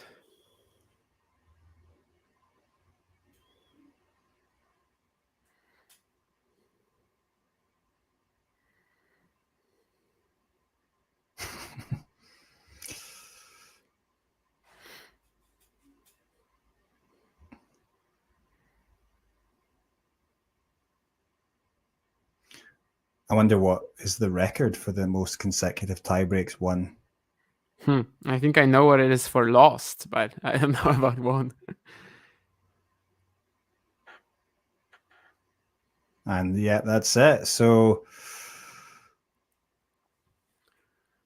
yeah, just Jannik being so good in these clutch moments. The 30-15 that he was down on the Alcaraz set, 5-3, 3 insane points from there.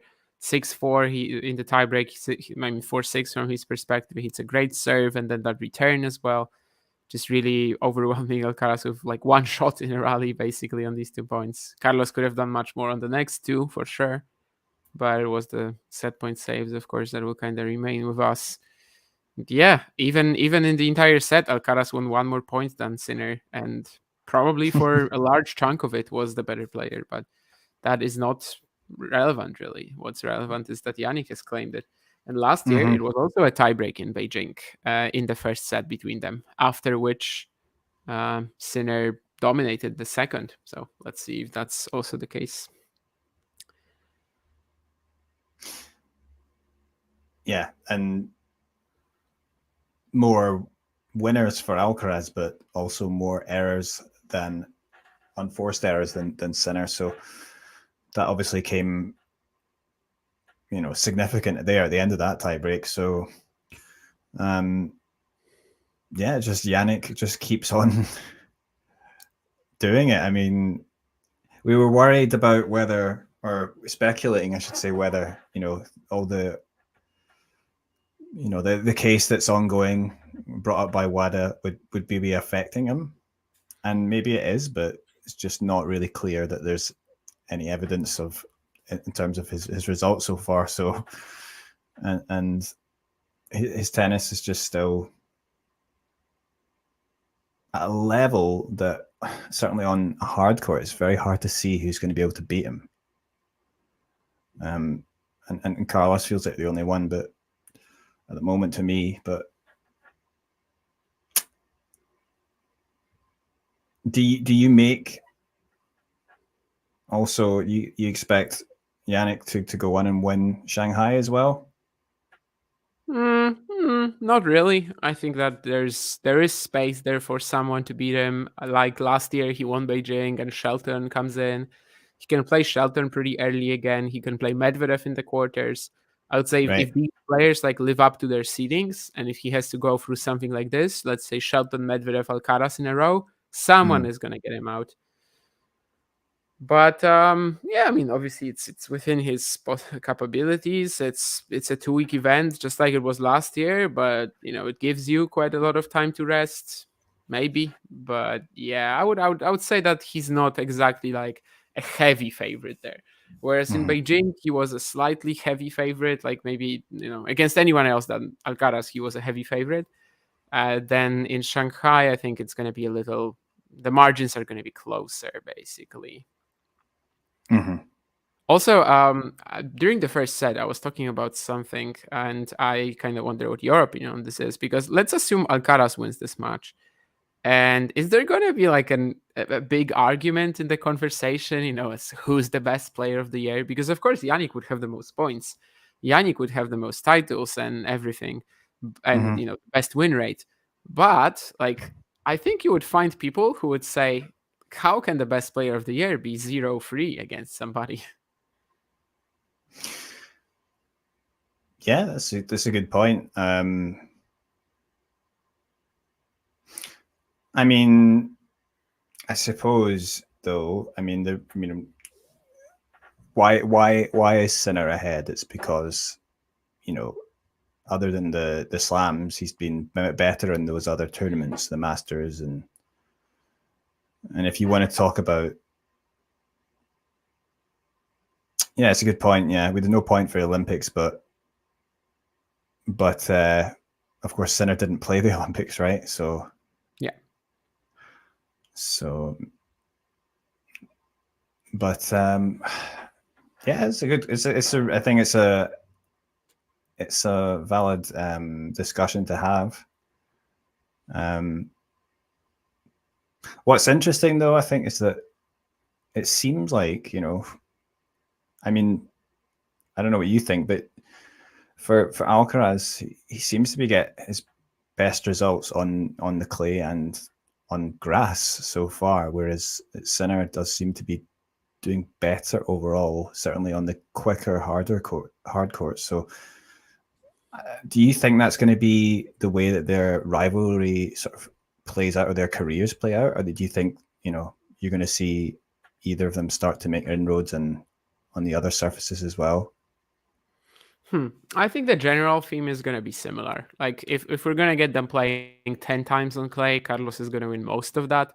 If we're going to see them playing, I don't know, 10 times at the ATP finals, Cincinnati, and these sort of courts, then Jannik is going to win most of those. I don't really think that's going to change anytime soon. I think grass could be a bit of a kind of like a surface where they meet in the middle. Of course, they played once already, and Jannik won that one in 2022. Since right. Alcaraz has claimed 2 Wimbledon titles and Jannik hasn't done all that much there. But, well, semis and quarter, I guess it's not bad, but, not by his standards at least. But yeah, I think grass might be a surface where it's like kind of going back and forth. But in terms of like super quick, at least like as you said, like quicker hard courts and clay as well, probably going to stay similar. Right. Yeah. That yeah, makes like a sense. slower hardcore, but like not a super slow. Like Indian Wells is great for Carlos, of course. But if you have like this, for example, at Beijing, like a hardcore that's not like particularly fast, I think this is a very good middle ground for them as well. And maybe this match is showing that too. Yeah.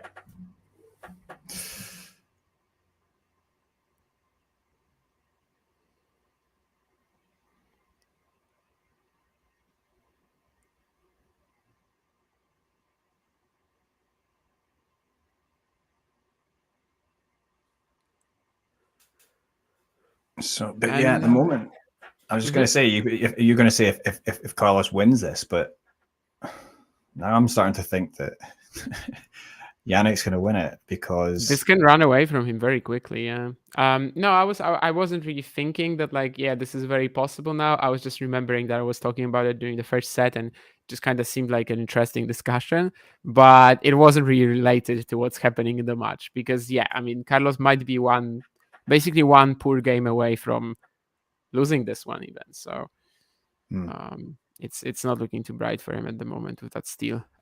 Just scrolled through a bit of Twitter and well, there was a few Carlos Alcaraz fans there and they were kind of very disappointed with how he lost the first set, which I understand. But I mean, sure, mentally there were maybe like 1 or 2 points where he could have done better, maybe especially the set point. But at the same time, I am a lot more like focused on what Jannik did in that 3-5 game and the 4-6 break points rather than and the 4-6 tiebreak situation, rather than maybe Alcaraz kind of flopping there or something like that.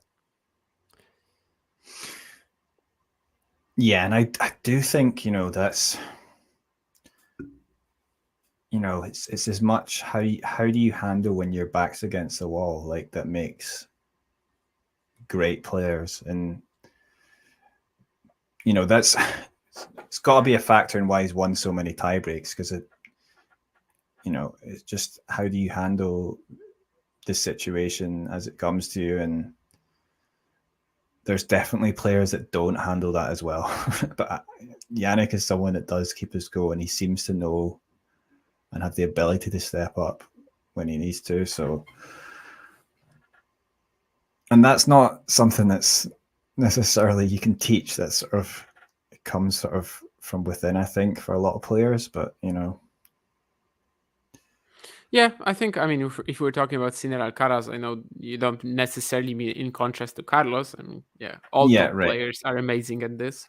But yeah, Sinner was definitely so impressive in this one, and so many matches this year where he's, well, not quite maybe like 100% or like, I don't know, just basically not at his peak, but he's still able to win. And you have to do it if you're gonna have a 60-5 win loss record, 59-5 he has for now at least. Like you have to be able to do this, otherwise it's just impossible. And I think also a pretty fun stat that Jannik could get here is that, like, other than the big four, reaching back-to-back season 60 wins on tour, like that was something that Ferreira, I think, last did in 2012-13. So that's also a pretty good, I think, representation of how strong he's been. At the same time, obviously, David Ferrer coupled that with many losses, whereas Jannik Sinner is barely losing this year.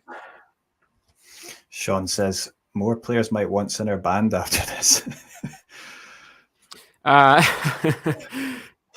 Carlos might, definitely, yeah.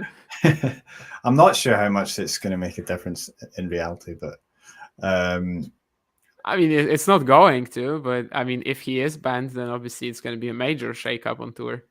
This year Carlos Alcaraz won 2 slams, but the other 2, like, who do they go to if Jannik is out? And the US Open becomes just like a complete mess, maybe, or maybe Medvedev just cleans it up. Australia, I mean, yeah, probably Medvedev as well. Maybe Daniel Medvedev starts picking up hardcore slam titles again. It would be such a different tour. To be honest with you, I mean, I wouldn't want it. Like, I don't know. I'm maybe it's a little unfair that this case, or it's like handled a bit differently than the other ones. But if we get a reasonable explanation for it, like in terms, if we actually get a proper explanation why, I don't know, Kamil Majchrzak was banned, why Taram Mood was at least struggling with that case for so long, and then why Sinner wasn't, then obviously it would be good if Jannik kept playing.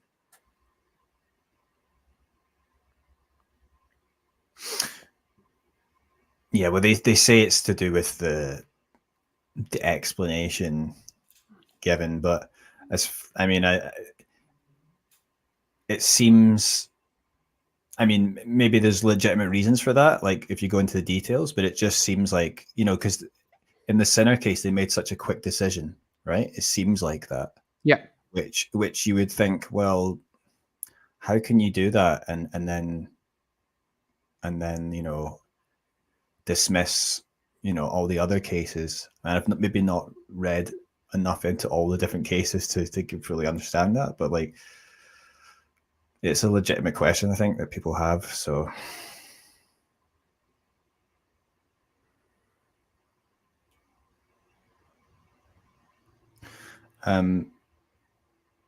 yeah, and we heard that it might not be resolved until maybe February, which would be after the Australian Open. It would be, I was saying yesterday, if Sinner managed to defend his Australian Open title and then he got banned, I think that would rub a lot of people the wrong way. But I mean, I think there's no good way out of this by now. Like, whatever the decision will be, someone is gonna be feeling like it's not right. Yeah, and right. Someone is gonna be feeling like the timing is not okay as well. Yeah, there's really no way out of this anymore. Yeah, there's already people that have put themselves on a certain side of the fence, and they're gonna have their feelings anyway. But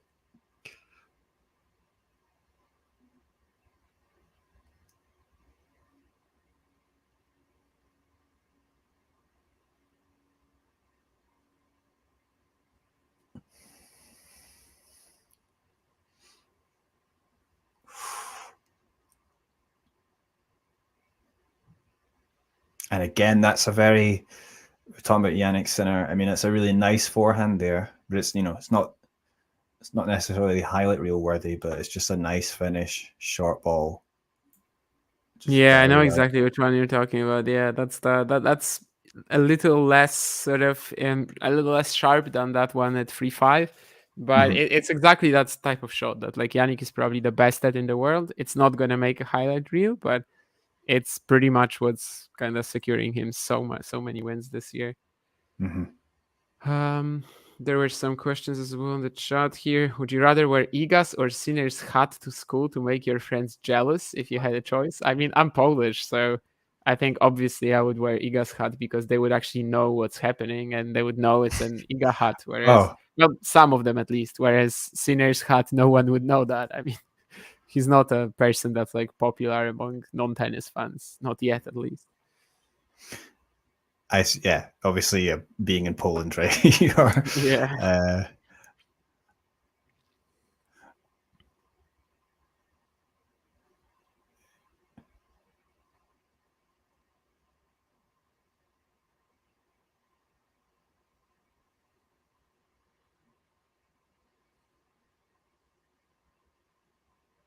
By the way, the last player to win 3 ATP 500 titles in a season is Andrei Rublev. Jannik Sinner can do that here and, well, post a lot of good achievements. That was when Rublev won like 5 ATP 500s in a row. And in fact, Jannik Sinner is also trying to win 5 ATP 500s in a row. Since losing to Bublik last year in Halle, but via retirement, he actually won the next 4. So he's as good in the ATP 500s as Daria Kasatkina is in the WTA 500s.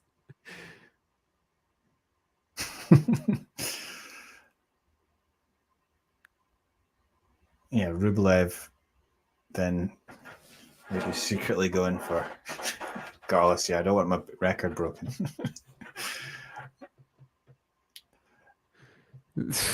I mean, John, some of your suggestions here are very weird. Even when the Olympics still had points on them, they had 750 points.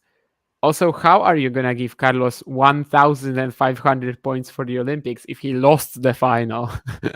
I mean, if he won it, okay, maybe you have an argument, but like he lost the final. And even when the Olympics had points on them, it was just 750.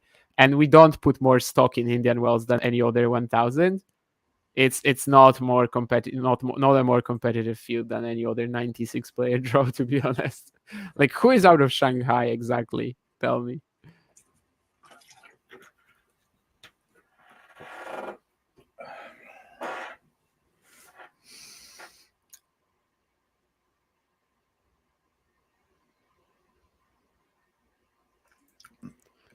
John is very, very intent on the Alcaraz win today, it seems. Really? He wants his predictions to be right.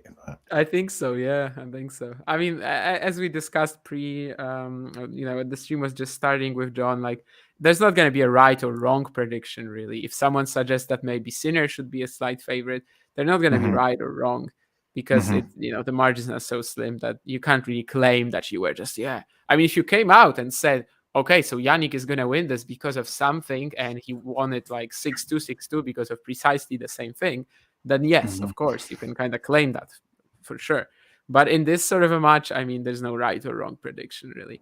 You can't be responsible for Alcaraz wasting 2 set points. You can't be responsible for Sinner saving 2 set points. It's kind of beyond your area of expertise, beyond something you can really actually influence. So, or at least read before the match. But 2 games all, and well, still in that territory where one poor game for Alcaraz might literally end it. So the pressure will be rising as the set goes on.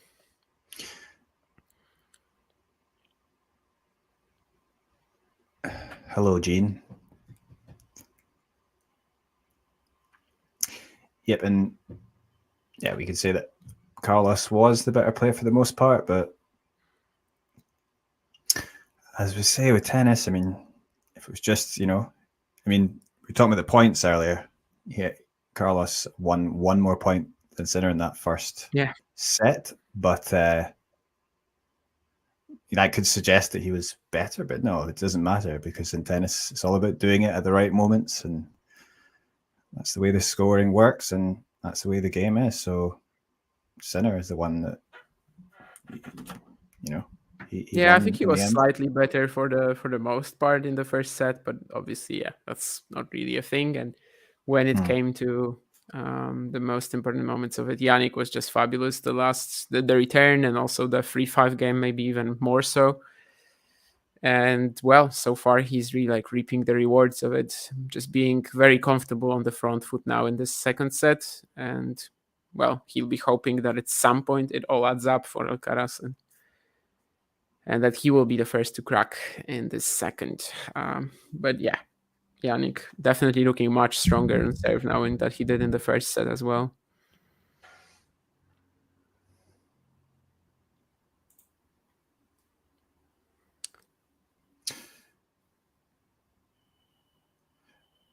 Perhaps we might get another tie break. Who knows? But have we had 2 consecutive tie breaks in this matchup? I'm trying to remember now. US Open, I think, because Carlos was 2 sets to 1 down, and Jannik won both in tie breaks. That's right. Yeah.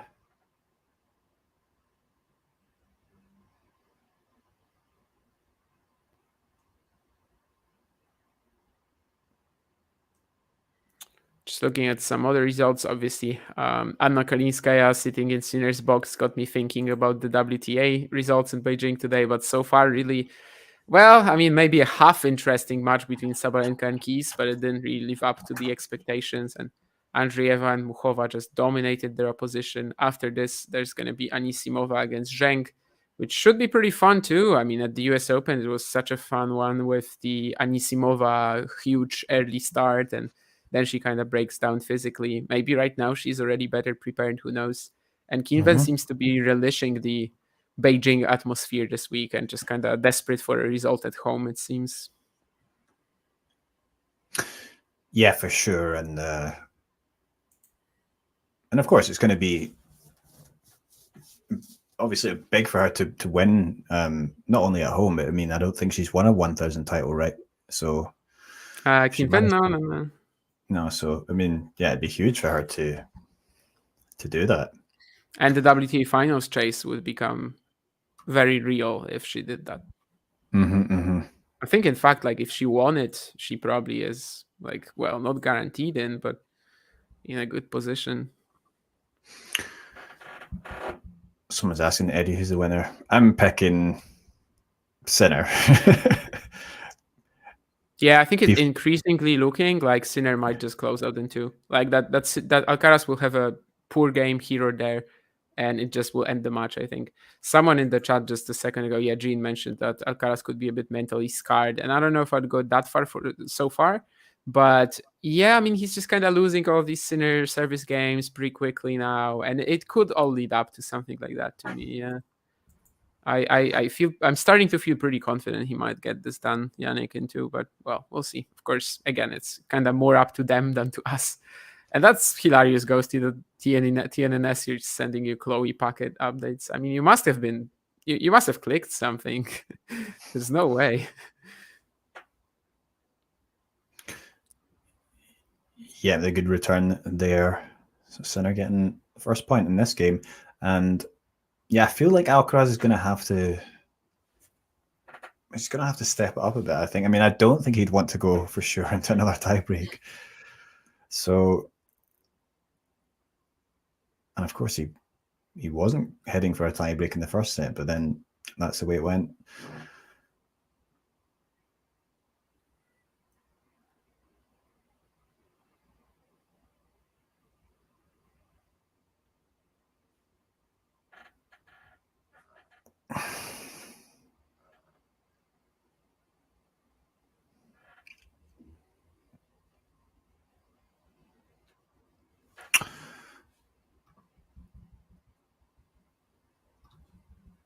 And where are we now? I'm waiting for the thing I've been waiting for is the entry lists for the new for this week, but the new entry lists are not up yet, as far as I can see. Yeah, for like Paris or for what? Yeah, for everything. But yeah, I don't think even the challenges are up yet. I don't think so. I checked something yesterday, and Yeah, I don't think they've released anything. Not really sure what's the hold up, to be honest, but obviously they are like, the rankings are. Oh no, yeah, that's exactly the thing, because the rankings aren't finalized, because Right. the ranking update will be after Beijing and Tokyo, which is actually so weird because last week they had a ranking update on Monday, and then they like kind of updated the results for players for Chengdu and Hangzhou midweek. Yeah, I saw that as well, and I was like, that's a really strange way of doing it, but Yeah, it was the first time they did it like that. And I was thinking, because before this week, there was this scenario potentially where like Bellucci could have been number 100, but then Nishikori goes deep in Tokyo. And if that happened again, if they were just updating results midweek, they could just literally take that top 100 debut away from Mattia. But yeah, now it just seems like they're waiting for Beijing, which is what they were doing last year as well, right? So I think that's why we are waiting for the entry list, because they will be based on the rankings of this Monday, but it will actually be of this Wednesday because of that. Yeah. Of course, it makes sense. So we might not get it until, well, I suppose it could come as soon as this match is finished, but yeah, literally, it could come like within 10 minutes of this match, I think. But well, more likely, it's going to be like later today or tomorrow. But yeah, I'm pretty sure that must be the thing then. But yeah, very, very weird strategy last week, that's for sure. I was so confused when I saw like I don't remember who it was, but maybe Cilic was already at 200 something midweek, and then of course they actually moved him up. Yeah, but that was a different idea for the because of the calendar than what they were trying last year. In the end, they just stuck with the pattern of last year, so just waiting for the results of Beijing, which in the case of Beijing is a pretty long wait. I mean, it's Wednesday already.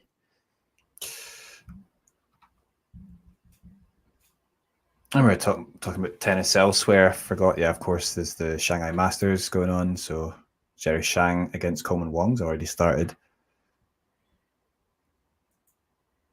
That was a good point there from Alcaraz to bring up game point. Yeah, so Wong facing a break point in his first service game. And then we'll have Nishikori playing later. Yeah, that's probably the biggest two matches today, and I think they are wrapping up the action on center court, so good scheduling choices there. Mm-hmm. This game was looking a little tricky for Alcaraz, especially after that pass from Jannik to go back to deuce, but it seems like Carlos might be able to get out of that. First real like pressure moment in the second set, I would say. And even if at the beginning of the game he was a bit sloppy, after that he did return to solid play and just crafting up good attacking points, really having a smile on his face as well, which he said himself is pretty important for his game. That was a great point there for Alcaraz to hold, so positive.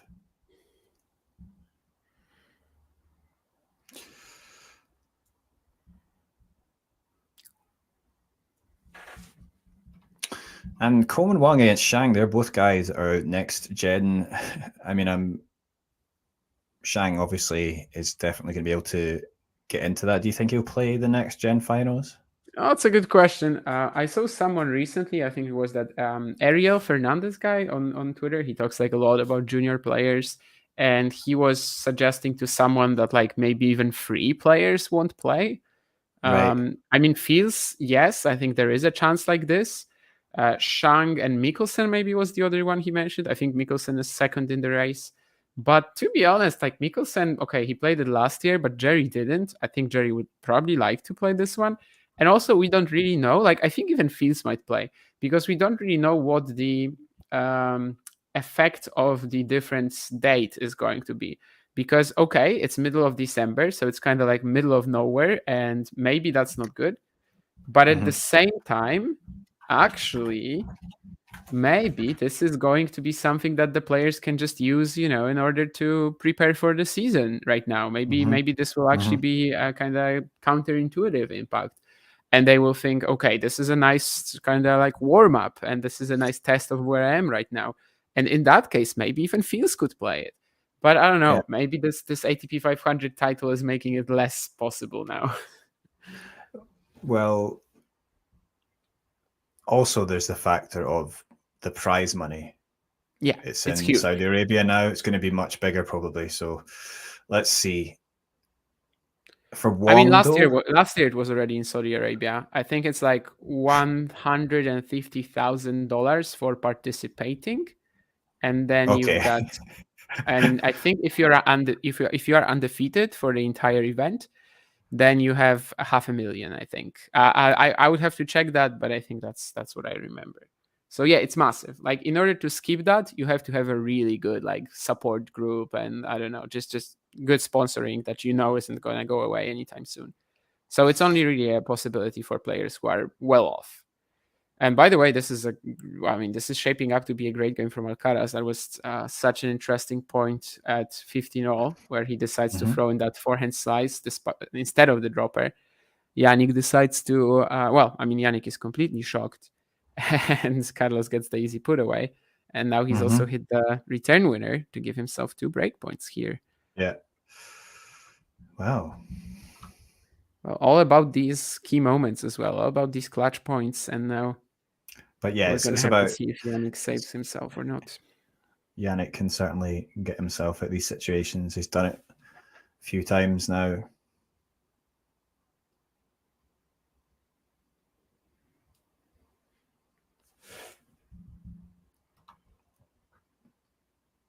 Yeah, that's one of them saved, so pretty confidently as well.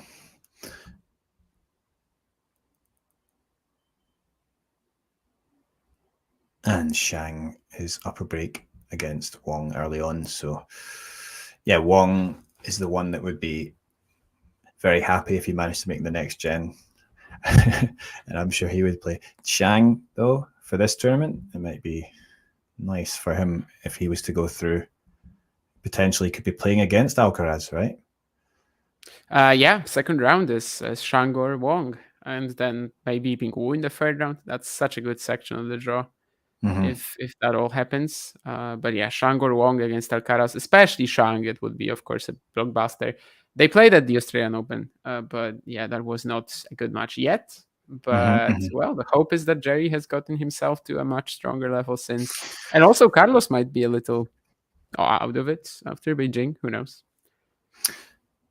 Yeah, right. That's a good point. I mean, yeah, I hope, yeah, it feels like, he's in a good spot at the moment. Obviously, Shang lost to Boo, but obviously that was just off the back of his title. And I said to someone before that, it might not be that bad because of Shang, then he can rest and be good for Shanghai. But yeah, I mean, probably not expecting him necessarily to beat Alcaraz, but you would hope from his point of view that he can put in a good match. And also for, the fans there, he's going to have a full house, I'm sure.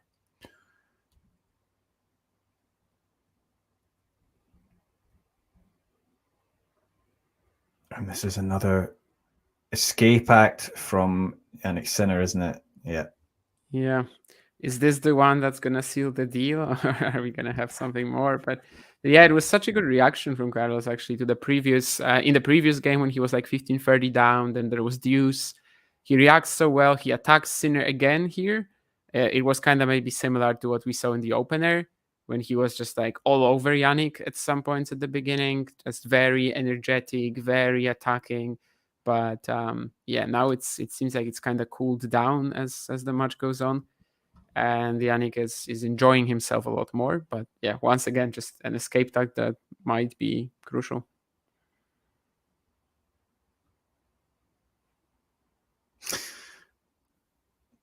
Yeah, I mean, that's number one stuff. And of course, Alcaraz, I mean, he's got the opportunity to put Alcaraz under quite a bit of pressure now because, if Sinner does break, then he can serve for the match. So, yeah, Nishikori playing later. Also, Dan Evans against Sabath Field. Of course, Evans is trying to get back up after falling quite a bit in the rankings. He's managed to qualify here. Yeah, Important such a long matches way for him. back. I honestly don't know if he can do it, but at least qualifying here is already something. Yeah, I mean, it's a good effort for him to do that, but three set matches, so you wonder if he's going to be a bit gassed. But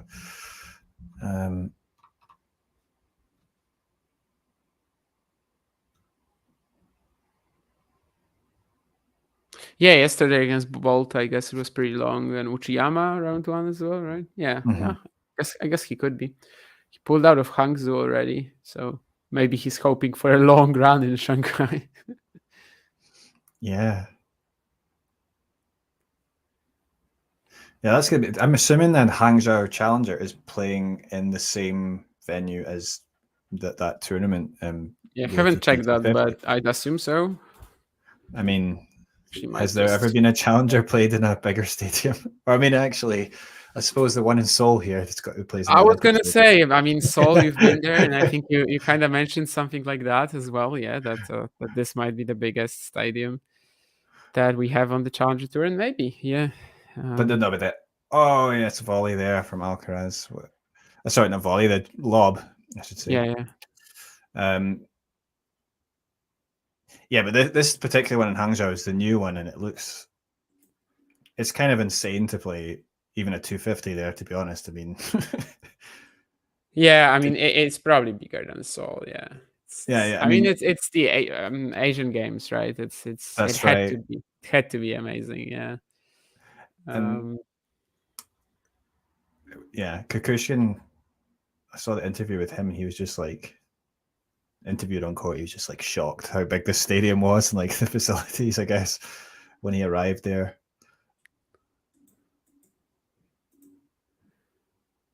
At the same time, I guess it would be kind of stupid not to use it if you had Oh it yeah, for already. sure.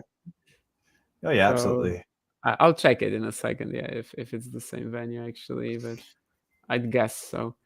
And actually, in Seoul or in Incheon, which is just next to Seoul, they have the tennis facilities from the Asian Games many years ago, and it's actually quite a big stadium as well. But it's just used for like women's ITF events, maybe like an ITF 100. But it's not getting filled up. So Hangzhou Olympic Sports Center. That's probably that, right? I mean, I would assume it's the same thing. Yeah. Yeah. Oh, double fault there.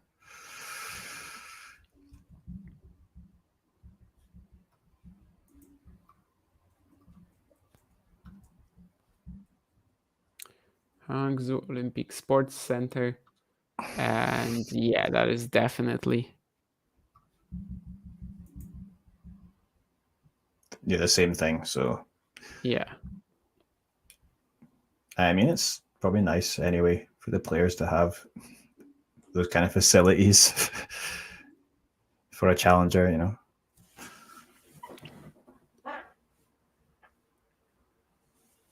When Sinner went to the net on that second point of this game, I was kind of entertaining the idea of maybe a game where Alcaraz hits 4 lobs.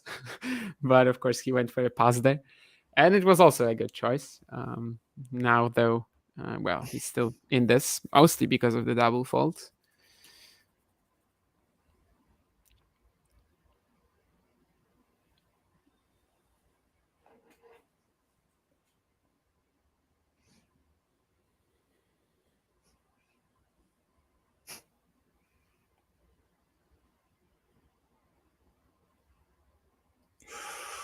Yeah.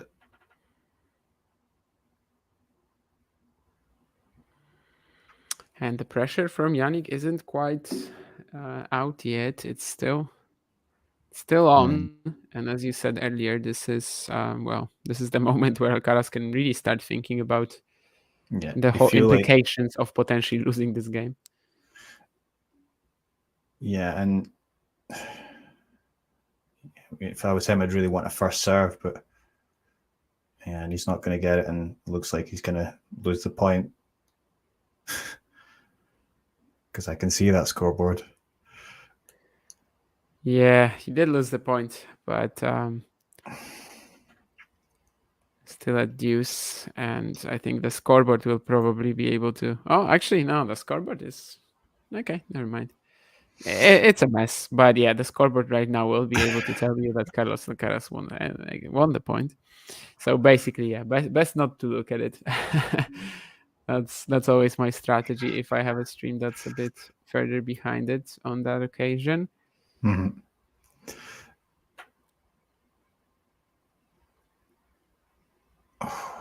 Ooh. We were talking about lobs, and there's gonna be a lob as well in this game, but that's, well, in a bit. But yeah, this is really shaping up to be maybe one of the most important games of this match. Obviously, if Sinner wins it, it's perhaps the most important. Yeah. But but yeah, Alcaraz really has to show that he is just as good under pressure now as Jannik was in the opener or in the previous game even.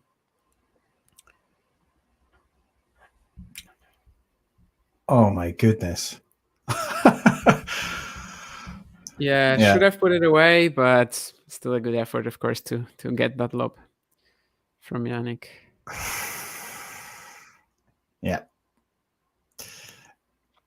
Not even Carlos could chase that lob, and he can chase a lot of them. Yeah, he was like also really like, basically in the net. After that volley, he was lunging forward. It's just impossible. Oh, the volley had to be better. It was not.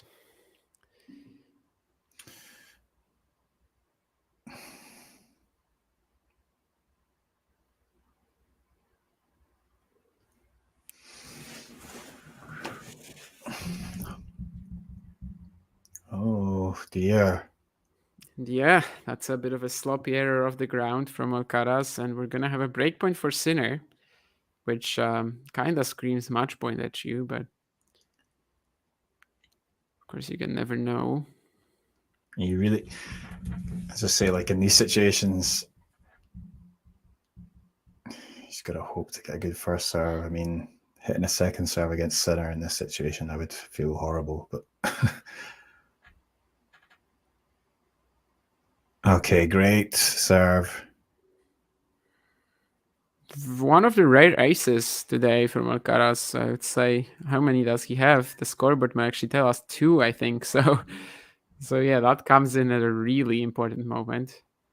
Second ace in the match, breakpoint down when Jannik was about to serve for it. Of course, it doesn't quite get him out of trouble yet.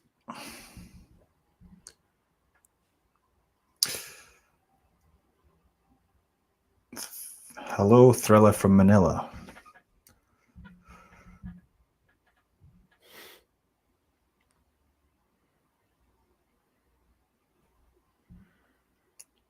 Definitely one of my favorite nicknames in the chat. Always makes you think about the legendary boxing fight. Anyway, Carlos about to go breakpoint down again. Once more with just Jannik sustaining, shot tolerance better, a little better off the ground and not much more.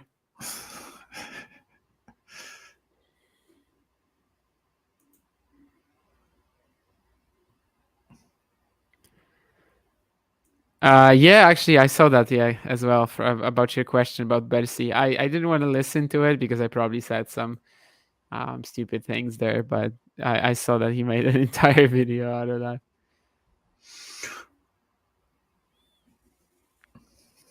Sinner's win percentage going to be over 90% for the season, says Sean. I mean, if he wins this match, it's like, what, 60 out of 65? It is over 90, right? I mean, it has to be because 45-50 would be. So yeah, it's 92% right now. And he's only going to play Shanghai, Paris, ATP Finals, and Davis Cup. So I guess still a lot of work to maintain it. Still 4 events after this. But yeah, it's very possible.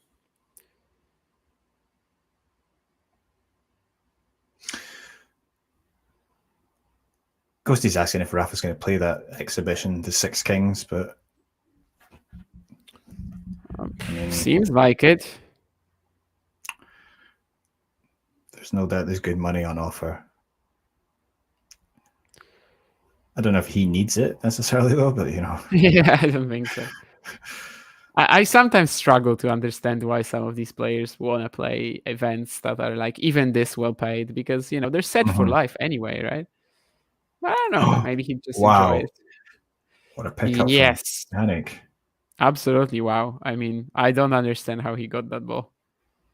Oh, I mean, that is just again.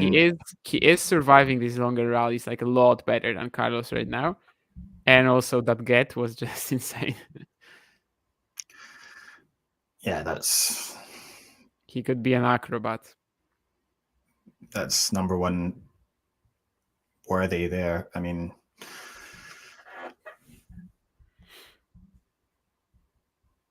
that's the balance, the coordination.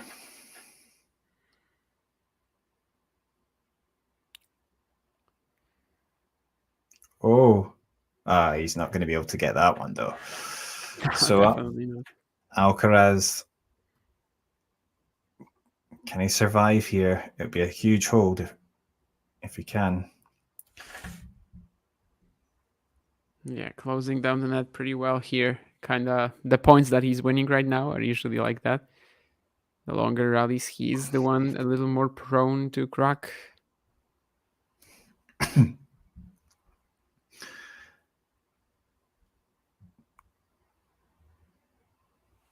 Oh dear.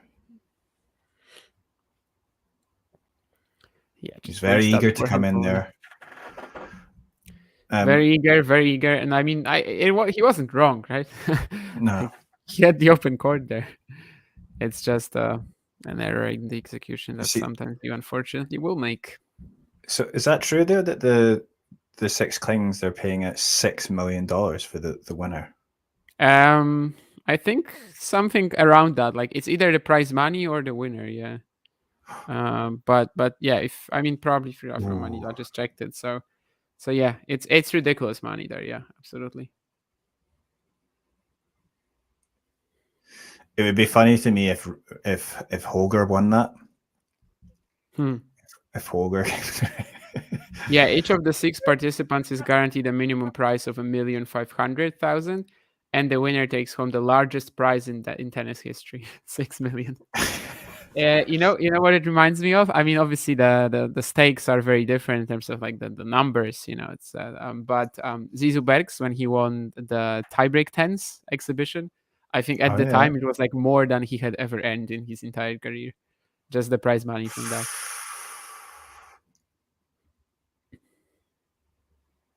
Wow, so that's another error there that I feel like, yes, this Alcaraz could have finished this off a few times, but yeah, I mean, the longer this game goes, it only becomes more crucial. Could be a very nice boost for Alcaraz if he claims it. Could be the absolute nail in the coffin if he is still thinking about all these potentially, the volley especially maybe into the open court, but even the previous point.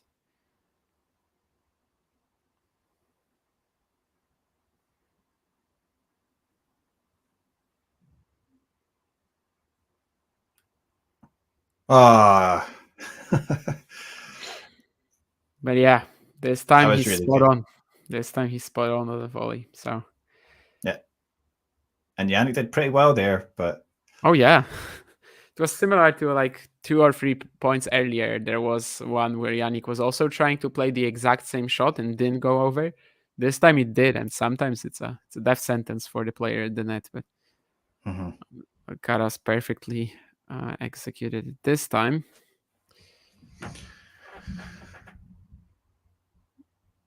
I guess that's the thing for him in this game. Things has just been like great shot, poor error. Great shot, poor error. Oh, and there it is again.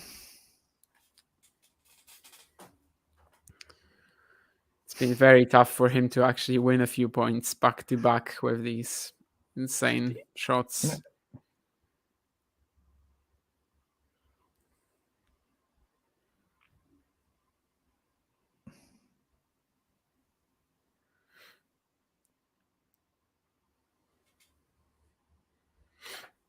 Oh, great serve. Surely he's going to finish it off now. Yeah, I think it was the third ace, right? And the second came breakpoint down, and the third comes deuce, both this game. So absolutely massive.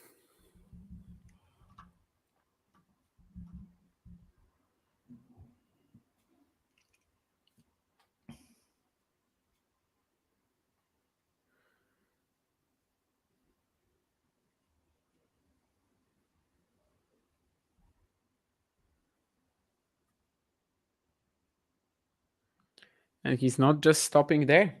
Fourth ace to claim the game. So three aces in that game, and all of them super crucial. Now kind of Alcaraz has had his clutch moment for the match, I suppose. And now can Alcaraz put on a bit of pressure, because of course tables have turned now if he can break here.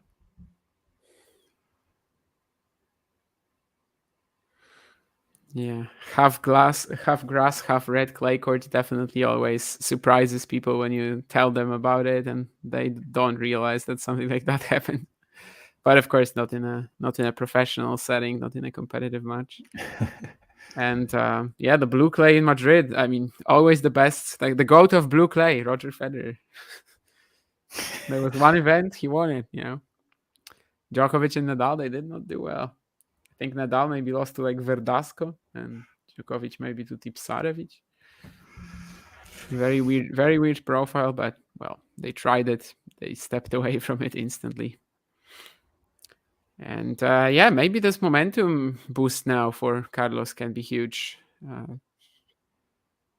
He really got out of it. He really saved himself, and now. Yeah, you'd expect maybe Sinner to do better on that. I mean, it was good from Alcaraz, but by Sinner standards, doesn't bode well for him. So such a long game. It's tough to instantly get it out of your head and just move on. And maybe we're going to be seeing some of that now for Sinner.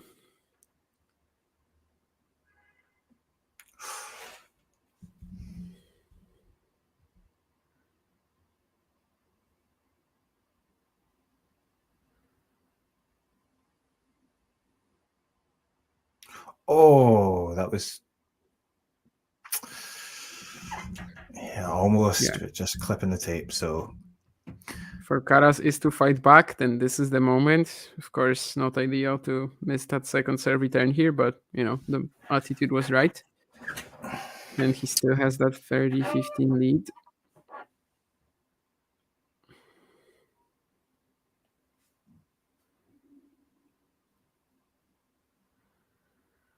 Had 2 breakpoints at 3-4. 3-all rather. Is this going to be a... Oh. Yeah. It's Alcaraz hanging in there and then drawing the error from Sinner. He saved the point with a moonball. Jannik baseline smashes, but it's not good enough to make Carlos miss. And then it's Jannik committing the error. So 2 breakpoints again, just like in the previous service game of Sinner.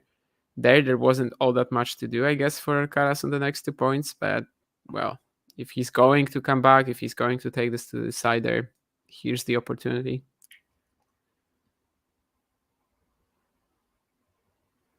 Oh.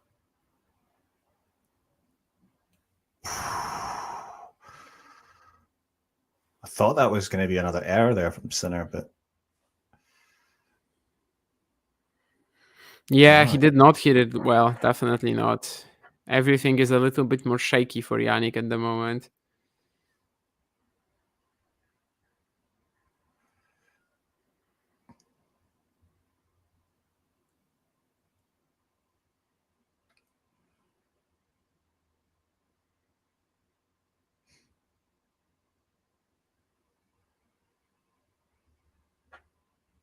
Oh, it's long or wide.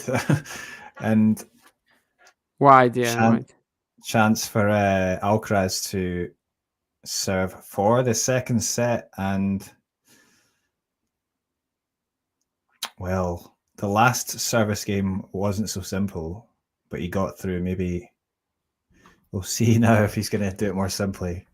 But yeah, I mean, we're just having them like progressively out-clutching each other back and forth. And the last game, of course, the one of Alcaraz at 3-4, that was just such a massive win for him. And Jannik kind of cracked at 1540. Like, even the points that he saved, even the breakpoint that he saved, that was just a lot more shaky. The contact points were not ideal. Nothing was as clean as it was earlier. And the same on breakpoint, really. You could feel that there's a bit of uncertainty anytime Jannik comes up to a shot. You don't really know if he's gonna land it. And eventually he didn't, that wide forehand. So this is the opportunity for Carlos to take it to the third, obviously. Really cannot afford to miss that. Elsewhere in Shanghai, Coleman Wong broke back and is back on serve against Jerry Shang. So 4-3. And we're in China, or in Beijing, I should say. We're still just the one match that's going to come after this, right? The Zhang, can win. So I've got a feeling Alcaraz is going to get it done this time. But as we've already seen a few times, I mean, it looked like that perhaps in the first set as well. So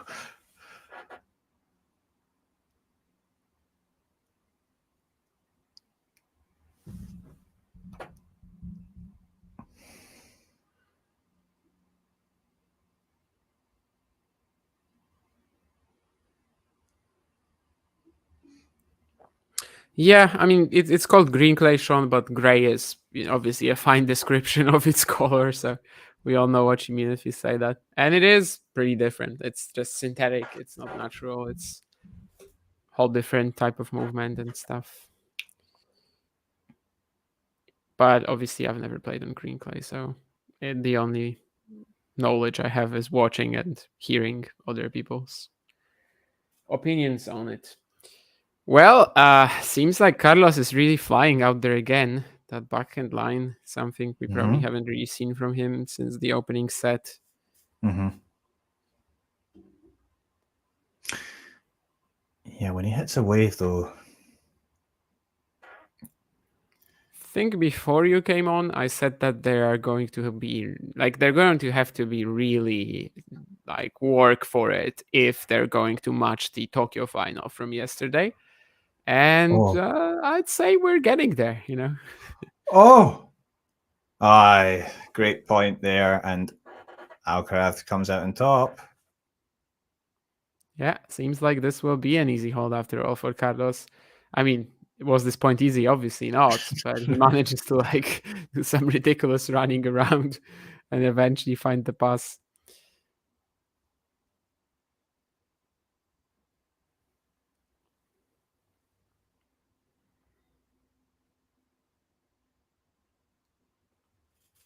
And now is when we might start talking again, like what, if there's going to be any physical problems for Sinner. I mean, I don't think we've really seen anything to suggest that in the last 2 or 3 games. Maybe more even in the first set when people were raising these doubts.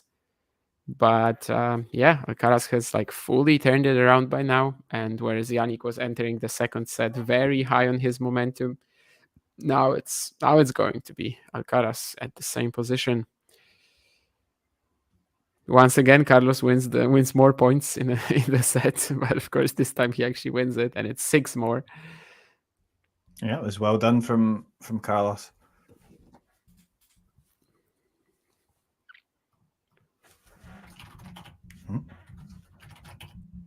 Five winners on serve in this set. That some of them, of course, super crucial. 80% points won on first serve 2. In the end, just one break deciding it. But there were these 2 break points that Sinner had in the super long game at 4-3 from his perspective. So that was kind of where it all began. That whole fight back. And yeah, 3 hours guaranteed when these two play each other, I suppose. So that's exactly what we're gonna get. Yeah, the stats there, and that's set actually well in favor of Alcaraz in terms of the winners to unforced errors ratio. 18 to 12 for Alcaraz. It was like, what, 8 and 9 for Sinner? So will Sinner's physio be able to get another job on the tour, or is he done now? I saw that there was actually a possibility that they might sue him. Like, he could actually face like a lawsuit. But I don't know. If I was a tennis player, would I give the guy a job? Probably not, right? I would look elsewhere. But as a physio, I mean, I think you can work in many different avenues.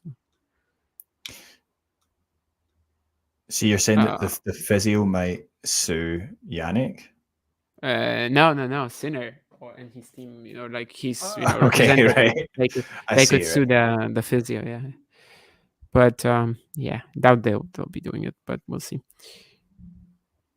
Yeah, honestly, Free from Romania, I don't understand it either. I don't think they are subordinate to the ATP, not at all. I mean, definitely WADA is not subordinate, or like whatever it's called. WADA is not subordinate to the ATP. That's a completely different organization. ITIA, I don't think, is also subordinate to the ATP. I think they're just kind of working some sort of agreement. And yeah, I don't really understand how it works. Like what we were talking about a few days ago on the stream. So like if there's a positive doping tests, if it pops up, do they have to inform the World Organization? And yeah, I have no idea.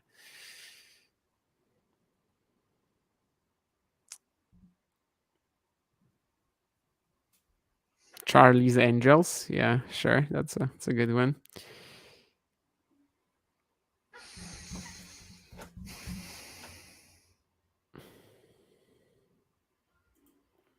And we're already off to the third set. Okay, no toilet breaks, no MTOs, no, I don't know, streakers on the court. We are actually starting the third set.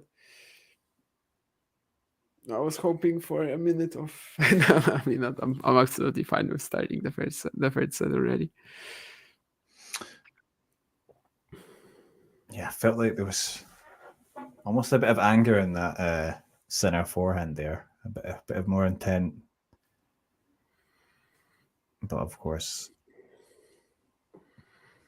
sometimes he just hits it like that.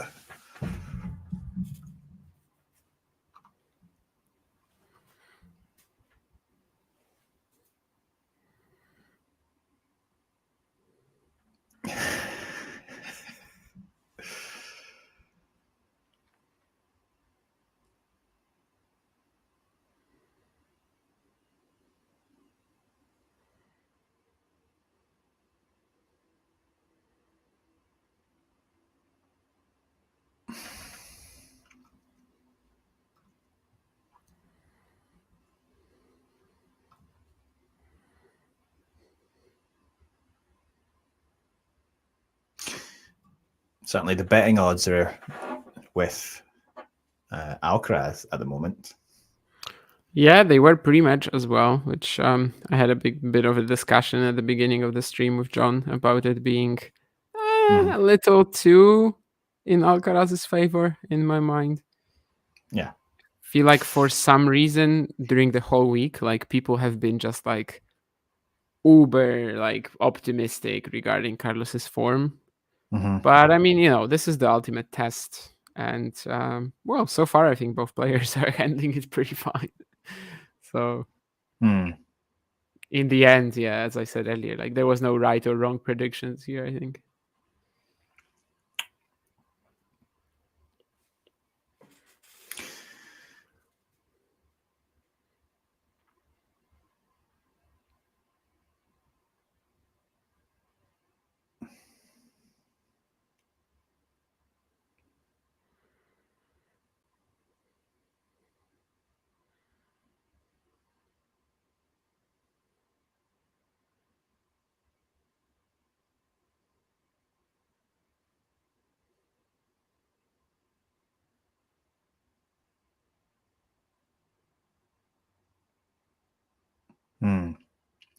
Good drop shot on the forehand side from Alcaraz. I thought the serve was quite short, wasn't it, with the Sinner's original serve?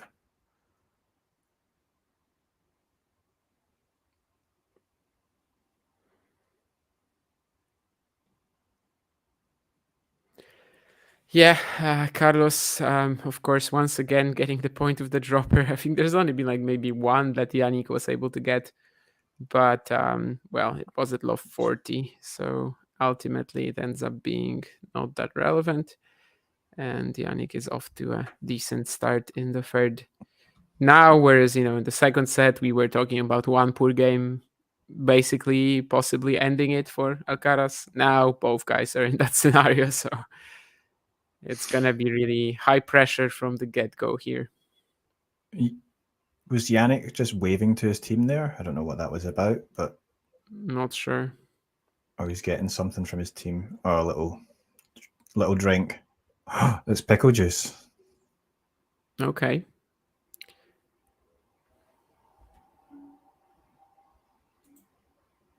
Already cramping, or is he just anticipating? Who knows? He's just concerned, I guess. I don't know. I don't. Yeah. Question: are the conditions not that humid? Both players don't seem to be sweating much. Yeah, it's. I don't think it's in Beijing now. It will be pretty cool there, I think, at the moment. Not anything too much, so better for the tennis, I think. Okay, I read that ghosty comment now. Yes, I missed it earlier, Frila. Thank you. I'm just gonna put it on the screen. And that's it, yeah. It's actually quite cool according to the... It's in 14 Celsius there right now. But, okay. Yeah, it's warm in the daytime, but like over 20, but then seems to be cooling down quite a bit after when it gets to nighttime. But I mean, this is the final day for these guys, but then obviously the women's tournament continues. And there's even a match after this, obviously. Yeah, right. So yeah, they won't have it all that warm. Wow, yeah.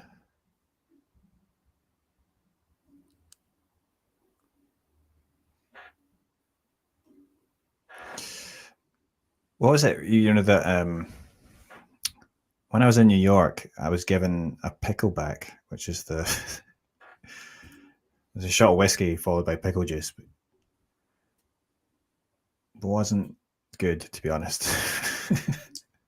I've had pickle juice as a chaser after vodka, not after whiskey, but I've tried that, yeah. I mean, it seems to be pretty decent because, well, even though, well, depends if you like the taste, obviously, but there's a lot of vitamins in there, so I know people drink it for hangovers as well, and that seems to be a good idea.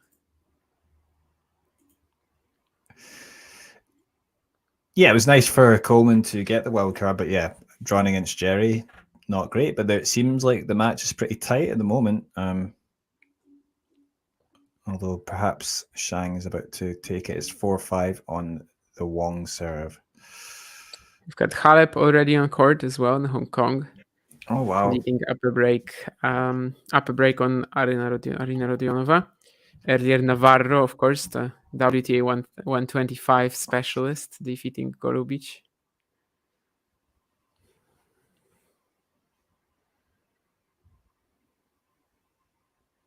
Whoa, great. Great from Carlos. Yeah, you've got in that Hong Kong 125 as well as Halep, you had Emma Navarro playing there. She just won her match earlier today. Yeah, not often you get like a slam winner like Halep and then a top 10 player, a current top 10 player in a challenger. That very often does not happen. Indeed, it's not a challenger, by the way. I'm sorry, but I have to point out this technicality. There's no such thing as WTA challengers. Okay.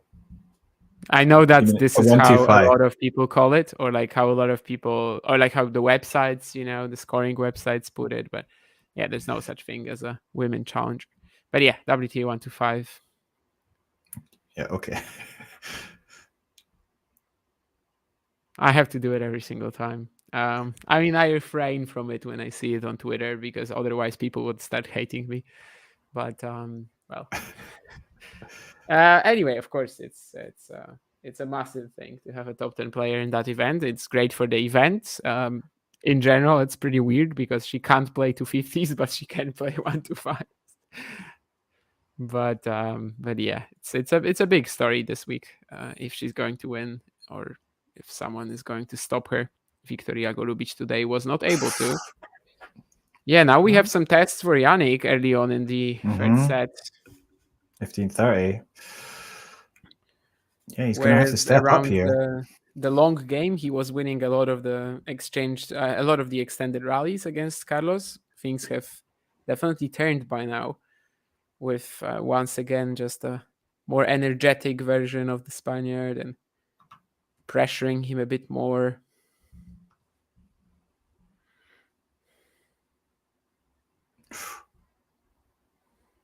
Wow. Oh, the error from Sinner. So 2 break points for Alcaraz, and perhaps this is turning in Charlie's favor.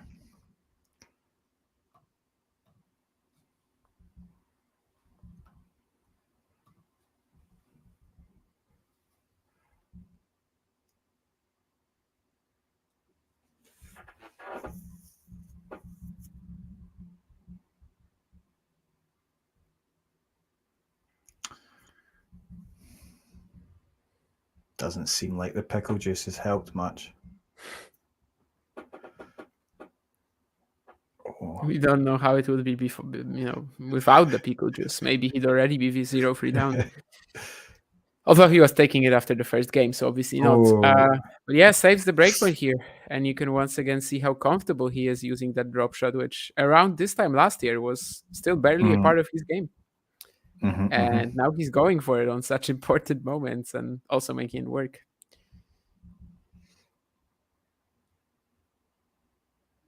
Yeah, that was actually a really nice point. And is he going to escape again?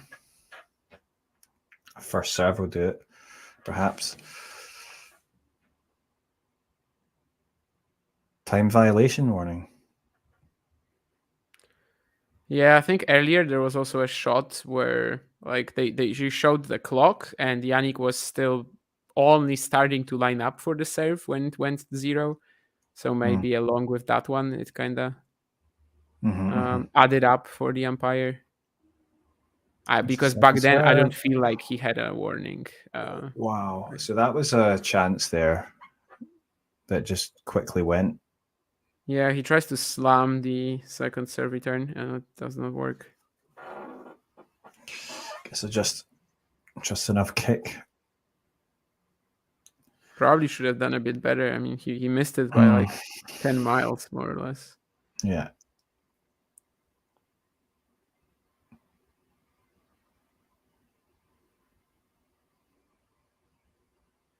Oh, I was surprised that dropped in from Alcaraz, and maybe Sinner was as well. But I mean, he really should have made that shot.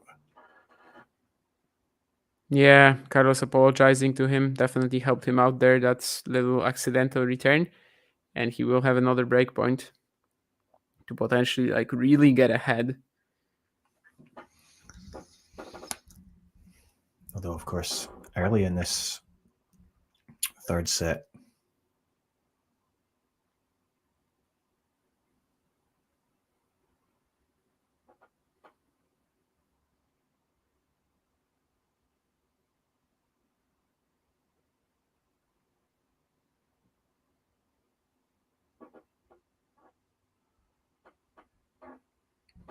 yeah, that was well done.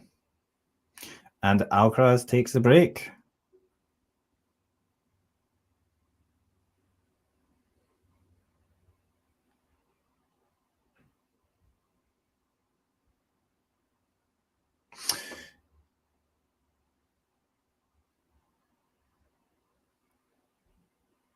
I felt Sinner was a bit conservative when he had a chance to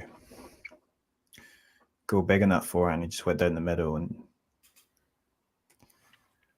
Yeah, that's maybe a bit of a downside of how efficient he's become this year. That sometimes it's tempting not to stay like this, to kind of be conservative with some of his placement and some of his maybe raw weapons that were a bit, he was going after in the past. But yeah, eventually, still Carlos getting to that forehand down the line was crucial, and he gets the break. I think he has not been broken since. Well, he only has been broken once so far, right? And it was 5-3 in the first. So yeah, most of the time he's doing it pretty efficiently here. Halep 5-2 up and serving on Rodionova. Seems to be a very good start for her.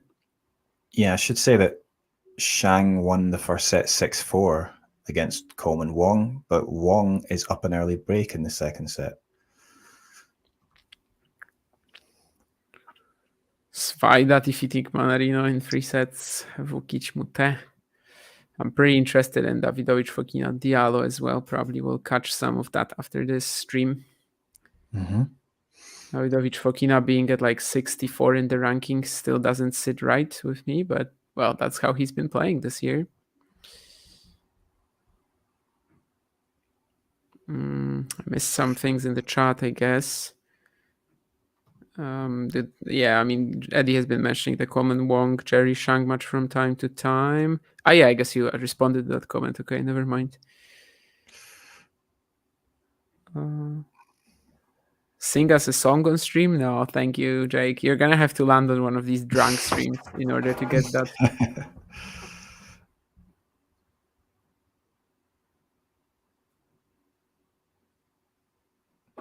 Can players order a beer or a cocktail during a match? Rule against drinking during matches? I mean, order, I don't think so. If you like took a beer onto the court and you drank it, like you would cause a scandal, you would probably get a fine.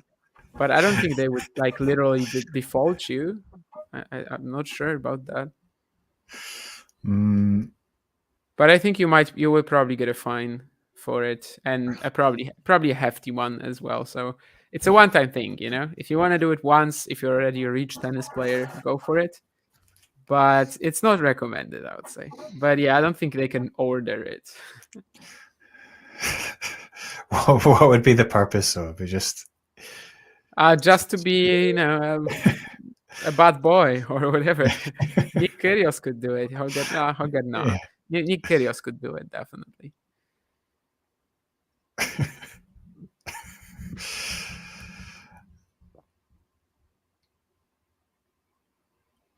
It's funny, like, I don't know if you've seen, some clips from like the 80s or whatever, when they literally had like soda, like Coca-Cola and stuff at the side of the court.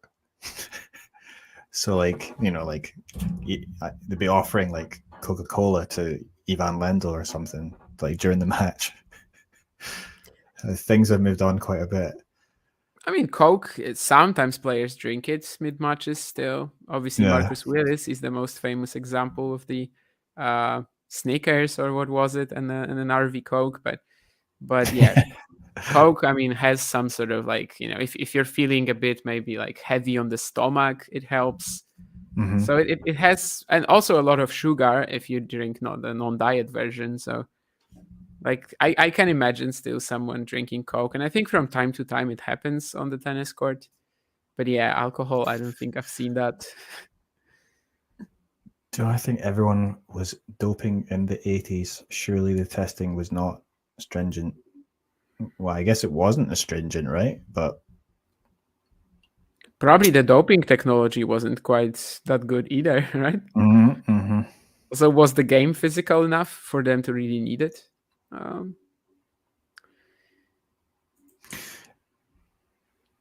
Just the other day, I was watching I don't know, I woke up and I was thinking I'd watch some random 80s match.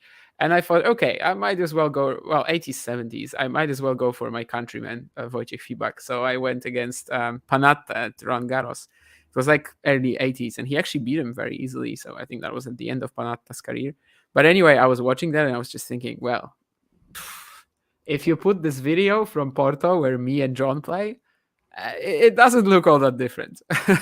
Obviously, we have different, rackets, we have different balls and everything, but it really doesn't look all that different in terms of the intensity, at least. Of course, the racket skills for them are going to be much, much better, but the intensity of play, the pace is really not different to like current amateur level players.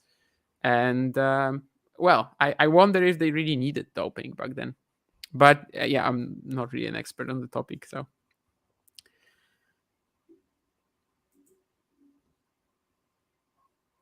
Richard Gasquet.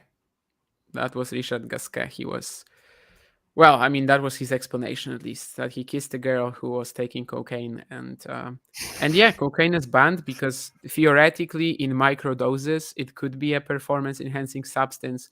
Personally, I doubt that Dan Evans or Omar Jessica took it like that. But yeah, it was Gasquet who kissed a girl in a bar, and apparently she gave him this little dose of cocaine alongside with it. But I don't know. Anyway, I definitely have nothing against players using drugs recreationally. I think it's their choice. I think it's pretty stupid that we're banning them for like some. Well, unless really cocaine can be used as a performance enhancing drug, but I have my issues with that. I'm not sure that really is a performance enhancer, but like it's not just to do with that, because like even if they're like test positive for like smoking weed or something, then they get banned, don't they? So yeah, and I don't understand that at all. Like, it's just irrelevant completely to whether they are good tennis players or not. I mean, it's obviously not irrelevant to whether they are good tennis players. If they're smoking weed, they're probably not going to be, because it impacts their lungs, it impacts their stamina. Yeah, it's if anything, it's a hindrance, right?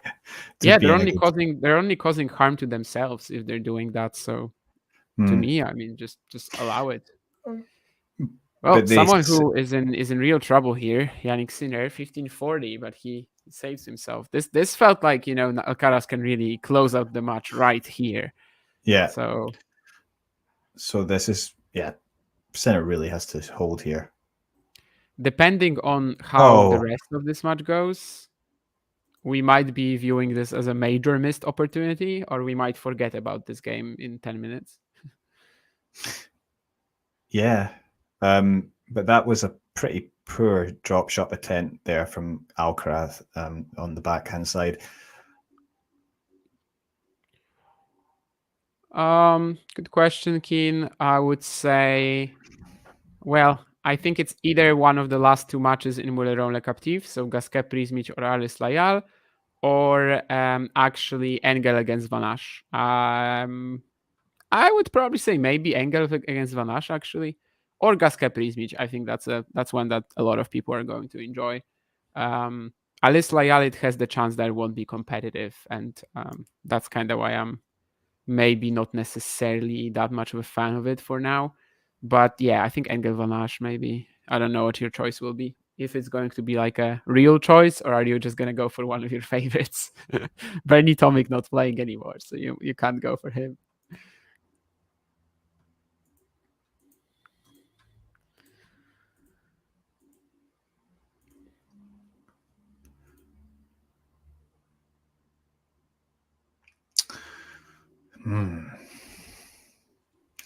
Yeah, I mean, if Sinner can escape here, you do feel there's going to be other chances for him, though, to break back at this stage. And yeah, it really all depends on what happens next, because this could be one of the most important games of the match, or this could be just a means to an end, and then a missed chance that doesn't really impact Alcaraz's chances at all. But yeah, Sinner looked so out of it at 1540 down.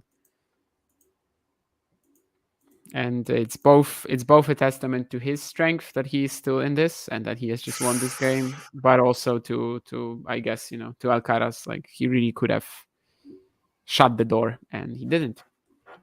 Yeah, opportunity miss. That's what it does feel like.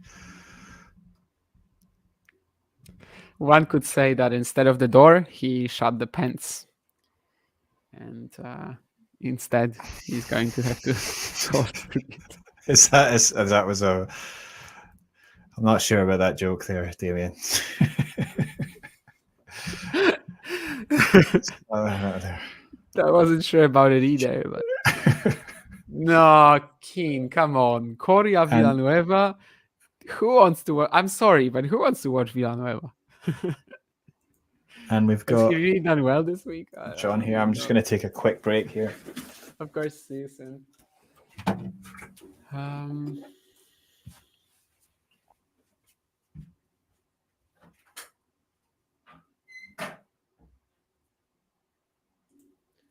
Gonzalo Villanueva, what has he done this week? Defeated Olivieri, Alves, and Barena. Yeah, no, thank you. I don't think this is a real match of the day. I like the sort of off the beaten track choice. That's good that you didn't go for the obvious one, which I think the obvious one would have probably been Gasquet Prismic, kind of in the sense of casual viewing. But yeah, I don't think you can go for that really. Engel Van Asch, it's a much better match. I mean, yeah, it's a bigger story. It's a better match. It's something. But well, Carlos Alcaraz serving at 3-2. Let's see if he has that last game in his head at all or not. Alcaraz smashed him, says Sajid Bukail. Well, sorta. Since saving these 2 breakpoints in the second set, Carlos has been confidently the better player.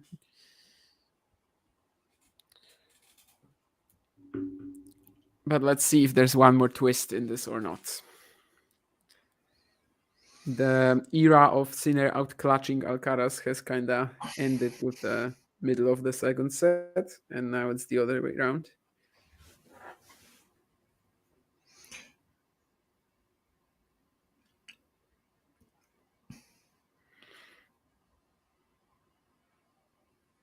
Wow.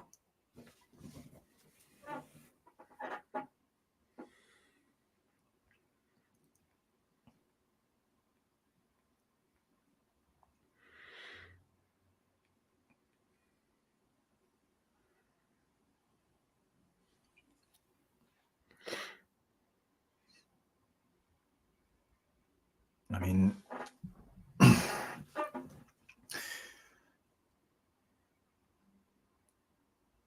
it does feel like Jannik will have to do something. He's not going to have to. You can't really wait for Alcaraz to start missing. Oh.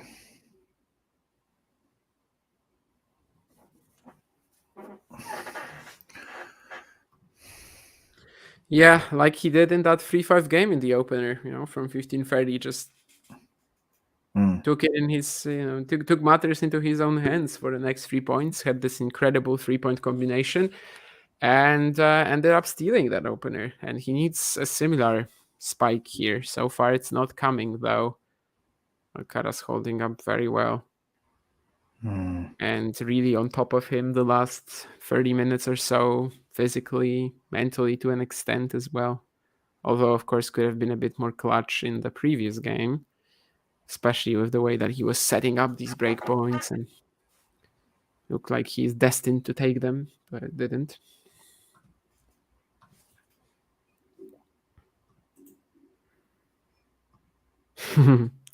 I mean, technically, it's not tour level, Keen. Technically, it's just qualifying, and he did have a very good draw. But yeah, I still refuse to believe that as well, that he qualified for this event. Honestly, he can beat Shevchenko. Like, Shevchenko is so volatile. He's losing to players like this all the time, or almost losing to players like this. So. It's not over. It's not over. Is there a little chance here now for Sinner? Oh no. Wow, Alcaraz is going to close it out. Yes, La Mojarra, Coria. I actually did speak to him, even though it was pretty tough. And he gave me a follow on Twitter afterwards. So now I'm friends with him. Great, I can say. friend of Damien. It's not friend of the show, but friend of Damien, Federico Coria. Shout out to you. and well, good win a couple of days ago. Anyway, yeah, 4-2 eventually. I know the slice that Alcaraz played down the line, it was pretty shocking, but well, he managed to close it out pretty quickly anyway. So just 2 holes away now.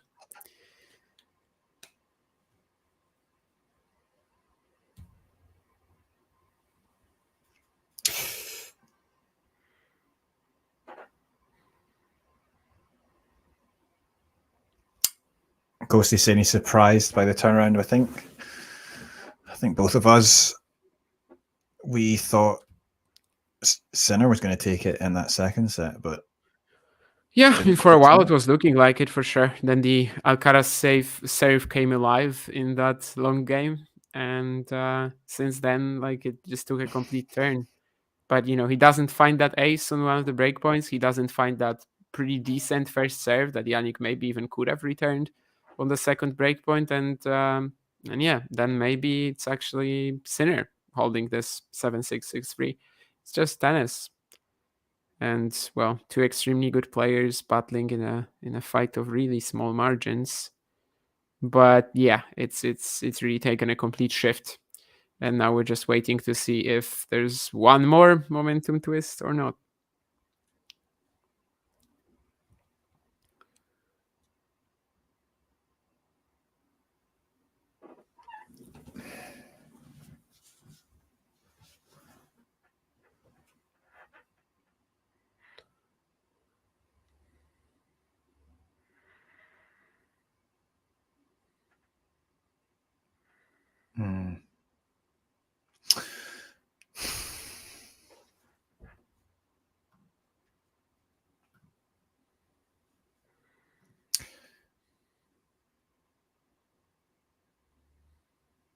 Yeah, so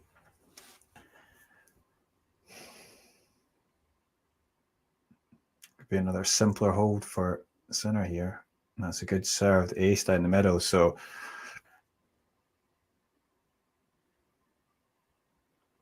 yeah, all about maximizing his chances from here. And by maximizing his chances, I just mean giving Alcaraz the possibility to mess up. And so far he's done that, despite one of these points in this game being like a pretty pretty nice combo for Alcaraz. Seemed like maybe he can fight for something on the next few, but that didn't happen. Still 2 holes away. Still think ZZZ is more talented than Wu. Ooh. Big call. I think you should watch a match from Yving Wu where he's like, at his peak. In terms of like off the ground, Wu's better, I think, for sure. I mean, Triple Z does have pretty good serve, which helps with him, but just Wu's just been unlucky with his injuries. It looked like he was going to be the one to be higher ranked, actually. Yeah, I think it's kind of different. Like, Wu and Shank clearly the most naturally gifted Chinese players. Wu and Triple Z kind of the ones that worked their way up, very strong physically, so much more than Ibing or Jerry. And yeah, it's a different type. I guess the definition of talent kind of varies for everybody as well. It's tough to say what exactly talent is. Mine is maybe more about like hand skills and stuff, and that Ibing is confidently ahead of Triple Z. See, ahead of Jerry, that's a whole different conversation. But yeah, in terms of my definition of talent, I don't think they're close. But yeah, if you have a different one, Kina, I don't think I also cannot tell you are wrong. See, Thriller is saying, I see Wu as the future Chinese number 1 sooner than Jerry Shang, Eddie. Well, someone else suggested that yesterday, and I would never actually, honestly, to be honest, like before the last few weeks, I would never thought that would be possible. But now I'm thinking, well, I mean, his ranking's pretty high up now, and I think his physical sort of toughness might help him. I mean, he serves pretty well as well, which obviously is a big factor. And yeah, he's like a more consistent ZZZ right now. And Yeah. also would have never predicted it. But yeah, I guess we just can only guess whether he is going to maintain it, because we have never really had the chance to check it.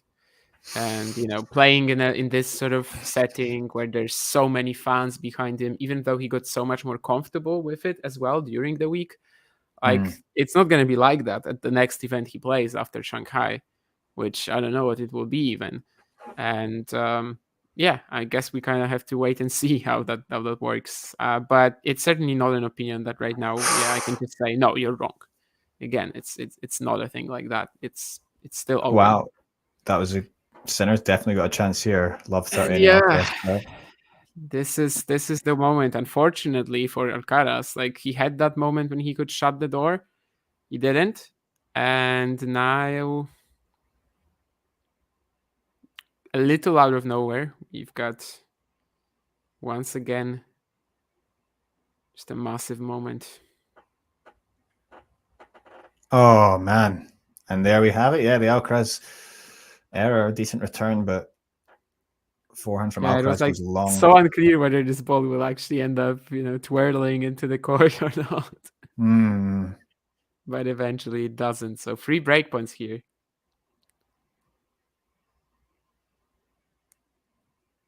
Gotta save them all. Pokemon. And well, has Jannik gotten out of it off 40 in this match? Probably not. I don't think Carlos has either. Oh. No, actually Jannik has in the very second game of the match, but it was so long ago. That was probably the only low 40 we had as well. So oh wow.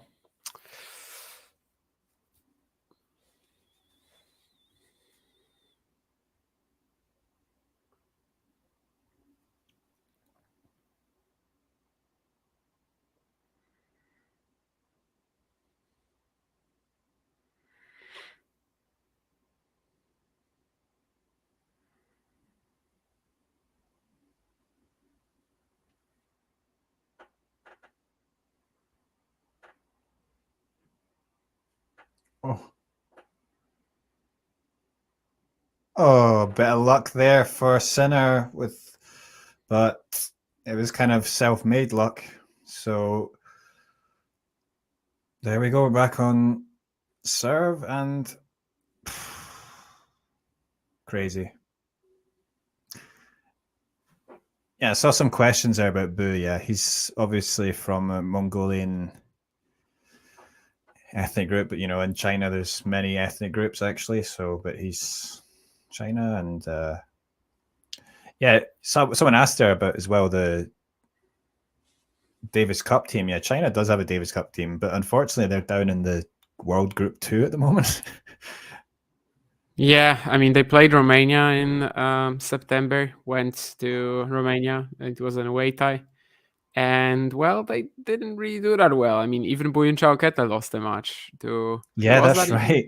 Cesar Cretu, or... Yeah, I think it was Cesar Cretu. Even though it also wasn't Romania's best team, actually. And Romanians are generally stronger in clay than on indoor hard courts, probably. But, yeah.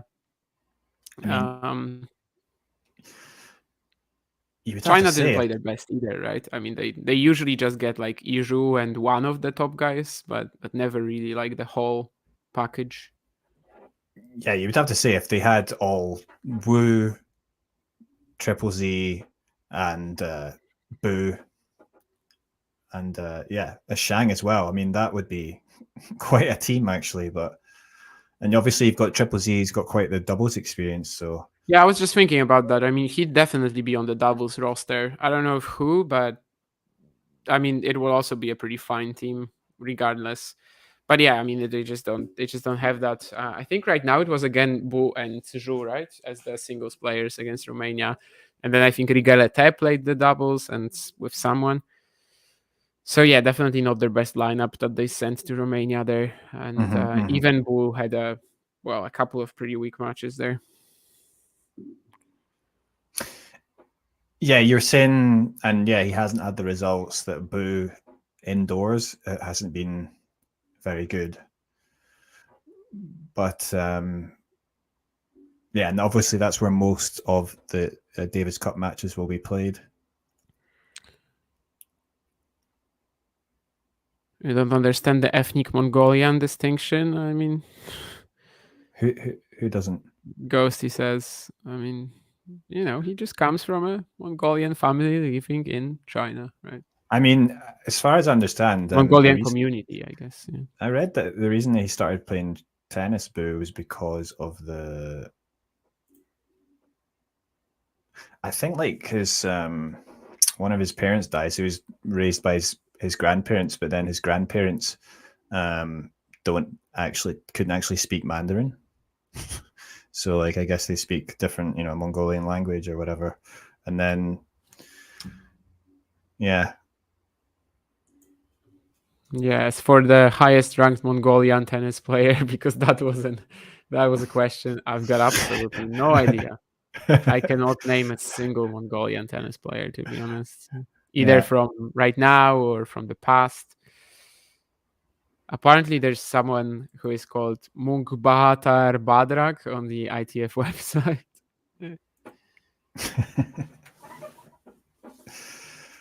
So someone exists at least, but well, I suppose when I put on his profile, he probably won't be even ranked. Oh wow! And well, first of all, a pretty sloppy error from Alcaraz at 30-all, but then Jannik chases down a net cord and manages to put it away. So now he's 5-4 up. Oh. And yeah, this match just keeps on giving. And indeed, as I was expecting, Mr. Munkbahatar Badrak does not or never has had an ATP ranking. I would say he probably only played like Davis Cup or something like that. And indeed, Mongolia is playing Davis Cup. I just don't think they have a ranked player, or if they ever have a ranked player, I don't. If they have ever had a ranked player, I don't even know. Yeah, it's not a country I've ever really thought about in tennis terms, but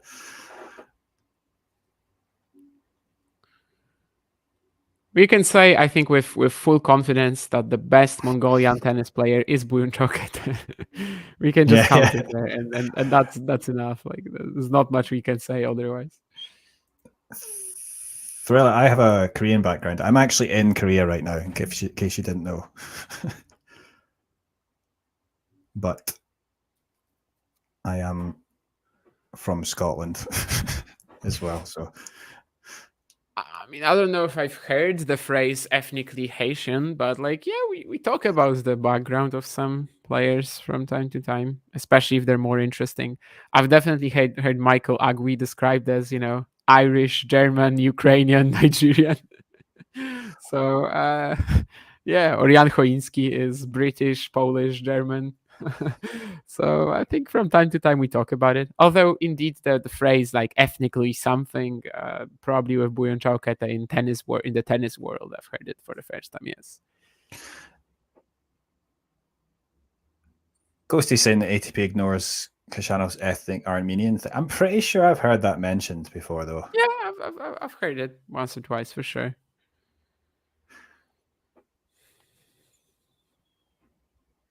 Shapo was born in Tel Aviv. Does anyone call him an ethnic Jew? Probably not. Karatsev, I think, as well. But Karatsev is like even more connected to his Jewish roots. Schwartzman as well. But yeah, that's maybe a topic for another day. A lot of players were not, well, they weren't born where they live and what they represent. But yeah, 5-4 game, really important here. Carlos serving to stay in the match after a couple of pretty poor ones. Like the previous change of ends, that didn't go right.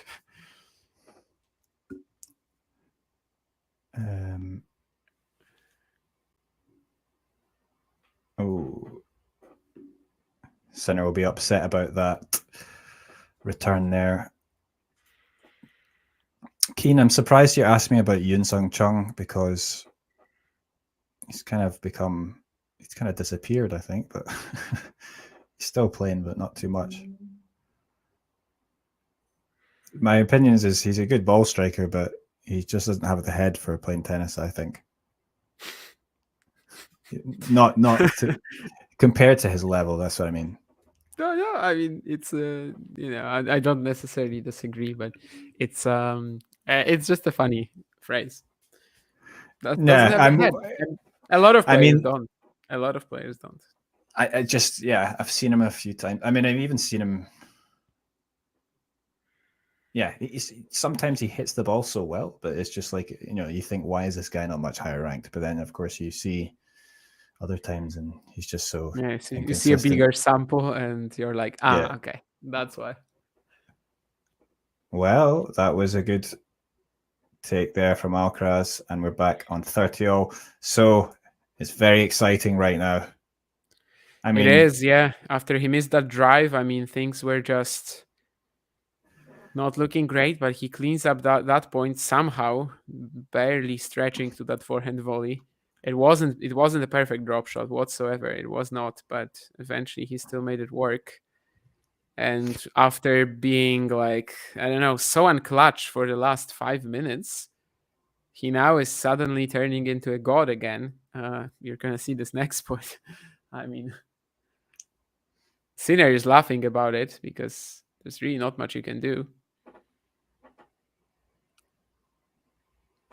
Wow. So that was the backhand cross court I just saw from Alcaraz. Almost thought it was going to go out, but it was right, perfectly placed.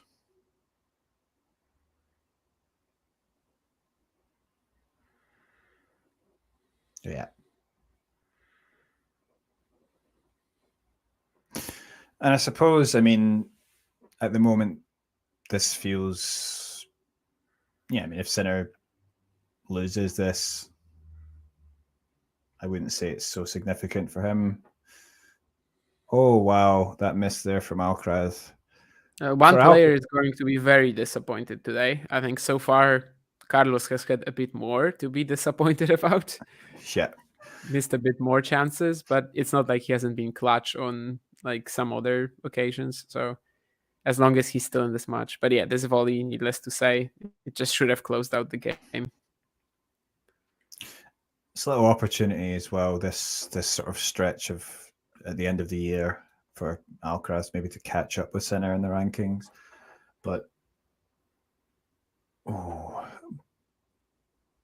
well finished. But I mean, Alcaraz actually in the second half of the year has had almost next to no points. I mean, obviously he's got points now from this tournament, but because he played Olympics. Yeah, he's barely defending anything. 3,000 points behind Sinner though in the ATP race, right? So it's, I mean, the number one is pretty much done, but he can definitely set himself up pretty well for the rest of the season. I mean, for 2025. I mean, Zverev also with that pneumonia battle and stuff, he might not be at his best. So it's looking pretty clear that Alcaraz should be the number two at the end of the year, unless Zverev does something special. Of course, this title already would help. It's 170 points just for winning this match. I'm impressed with Keane's knowledge of just all these random tennis players that he brings up. Like,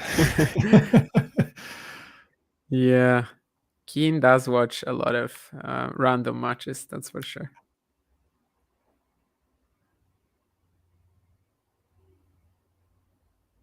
I mean, Ghosty, we are not full of ish, like, especially when players are arriving on the scene, then their ethnicity gets mentioned a lot, but then you get used to them, right? And then, I mean, after a while, you just start talking about not their background, but yeah.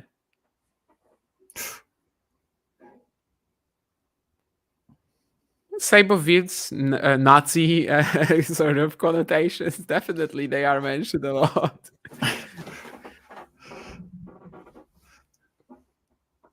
I mean, yeah, but that's actually my point, Ghosty. Naomi Osaka, who represents Japan but is ethnically American, like, that's actually my point. Like, if you were, let's say, introducing her to a larger audience, then you would say that. But by now, everyone knows Naomi Osaka, so you just call her Naomi Osaka.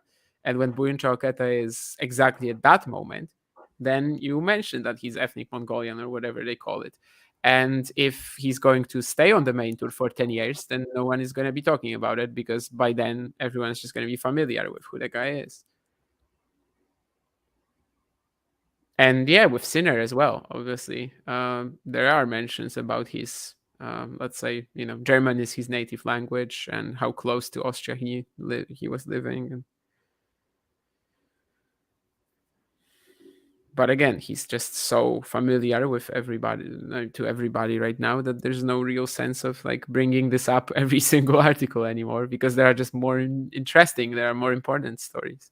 The background, the time for the background was a year or two ago, even further with Sinner. Anyway, well, now the pendulum swings in the favor of Alcaraz, it seems. It's a really interesting match. I said it will be tough for this to be better than the Tokyo final. I still enjoyed the Tokyo final more.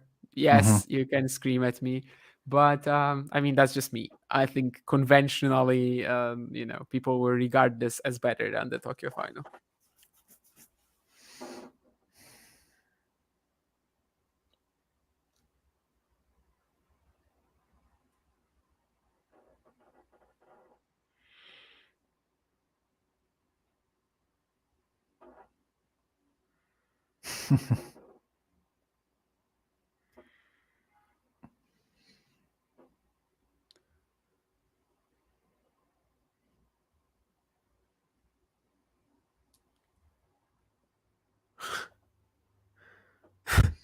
I'm just laughing because the next point you're going to see will be pretty ridiculous. And it's just insane that sort of exchanges like this are almost deciding matches. Any point we watch right now could be literally game changing.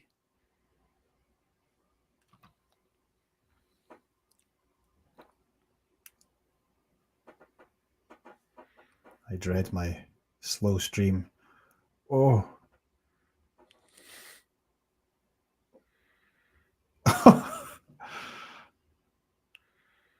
Yeah, just seen that, and that's a bit of luck maybe for Sinner there, but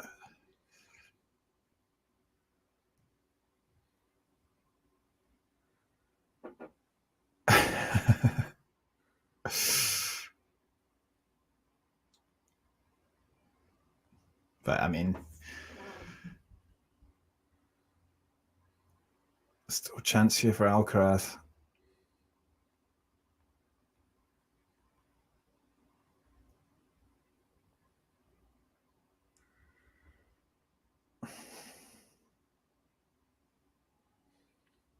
Yeah. Flying Yogi says the arena in Tokyo is far more spectacular. To be honest, I don't really like this particular arena.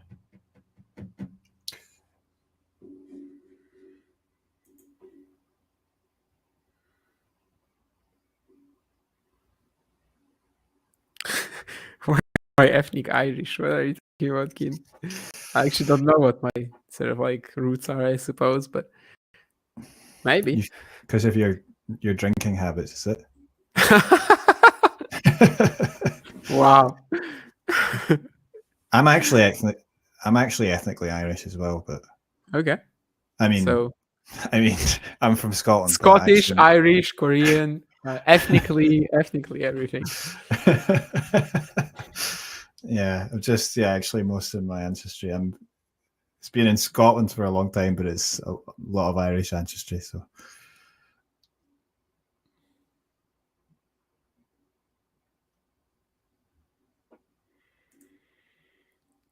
Oh, this is a pretty insane game, that's for sure.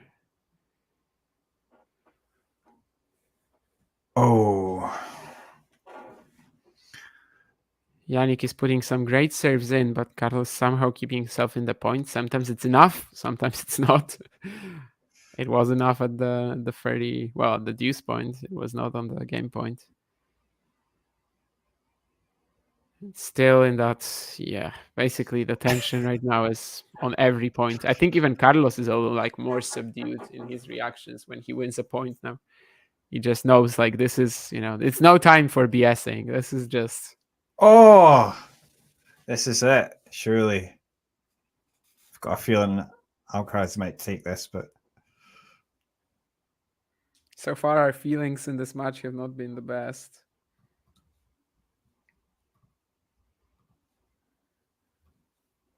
Shang beat Coleman Wong 6-4, 6-4. But can Alcaraz do this?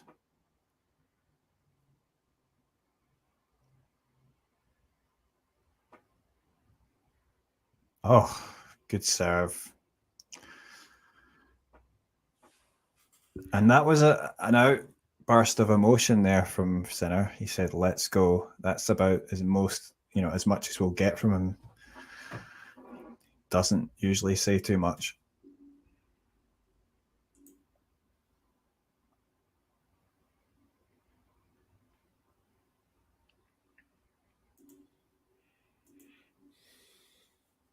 Yeah, like and subscribe.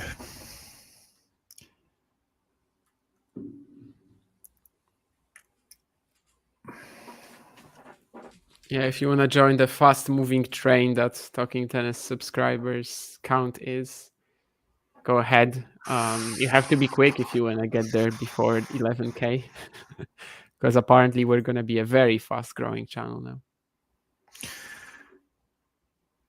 Yeah, that was another good point there from Sinner. It's just like surprised that he's managed to get those balls back, and Alcaraz really trying to be aggressive, but sends that ball long.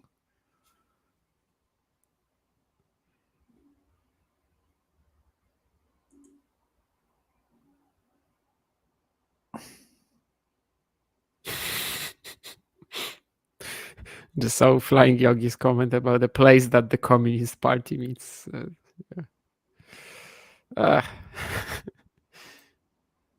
Maybe they do. Oh. Wow, so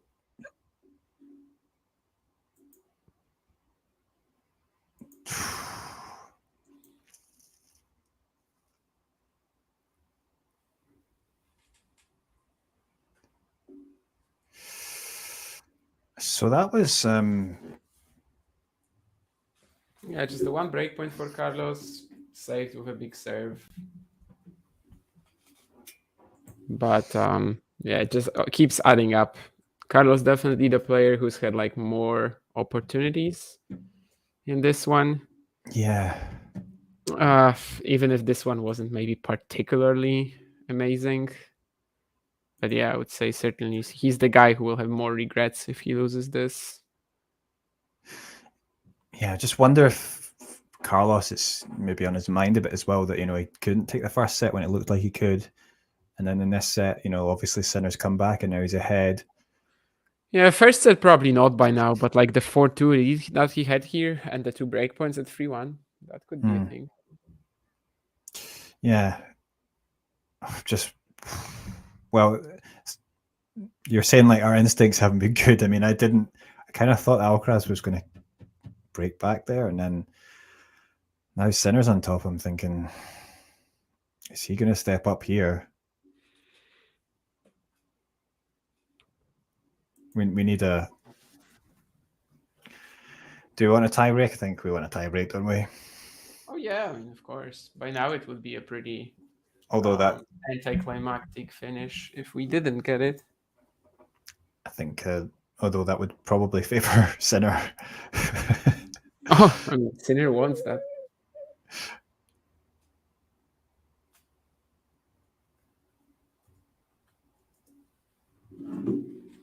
Yeah, Keen, your question.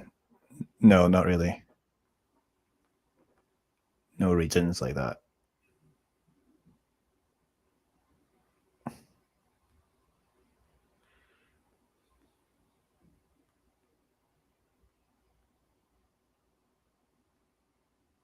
Good start for Alcaraz.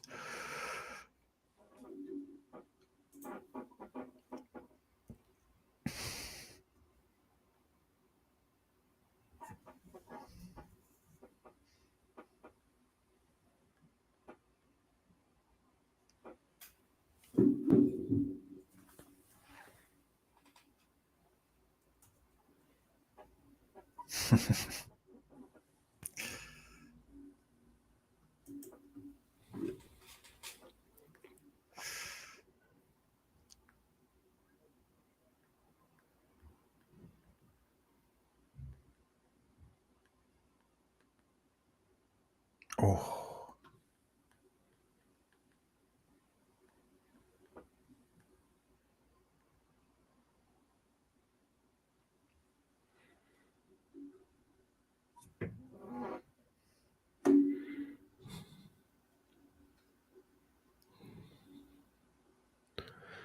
There's a lot of talk about ethnicity and representation here.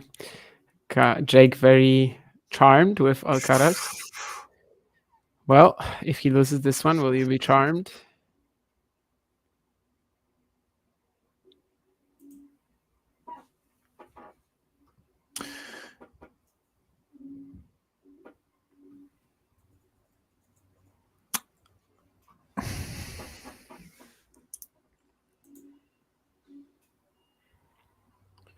And well, this time, Eddie, I will spoil it for you. We are going to get the tiebreak. It's a big reaction from Ferrero.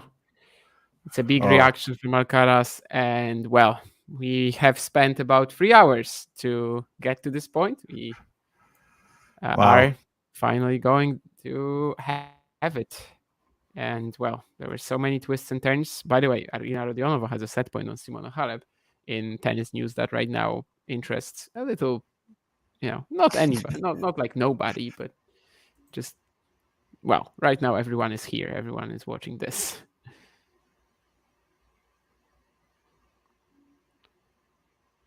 Yeah, that's it. So tiebreak it is. Elsewhere, Igor Gerasimov and Taro Daniel are in a tiebreak. It's another one of these Shanghai qualifiers that seemingly has no business being in an ATP 1000 right now. Yeah. But, well, yeah, it's Igor not Gerasimov, an unwinnable match. If Gerasimov gets a 1000 win, I mean... And you know who he will play in the second round? Jannik Sinner. Oh, no way. Yeah. So, yeah.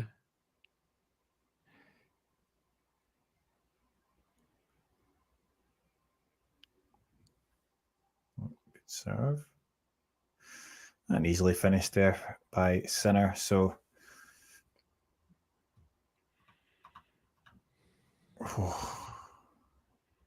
well, they've never really served up a bad match, have they, Sinner and Alcaraz? But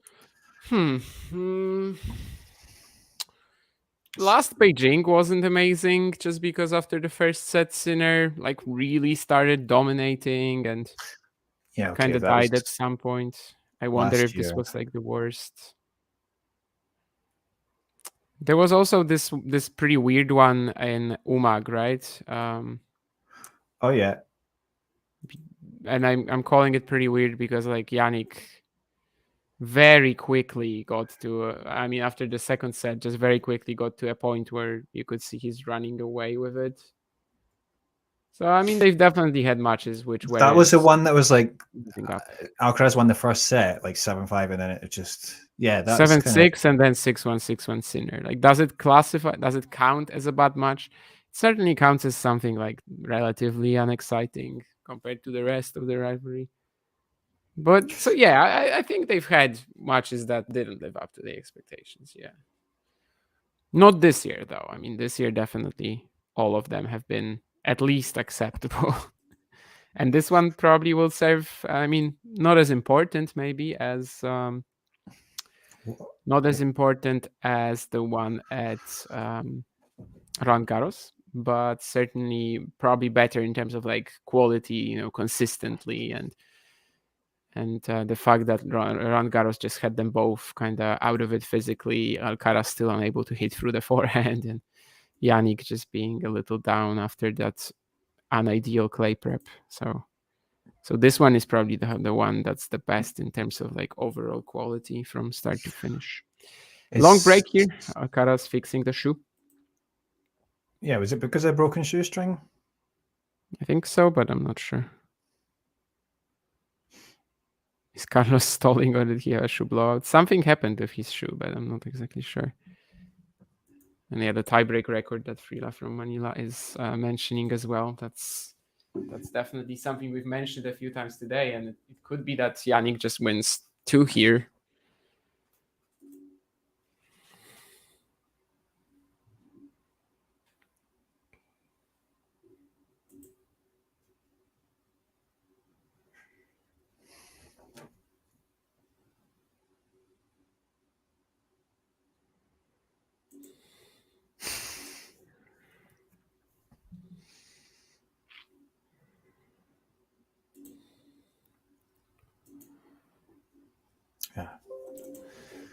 Well, yeah, if Carlos is going to break that huge streak of tie breaks for Sinner, this is far from the ideal start.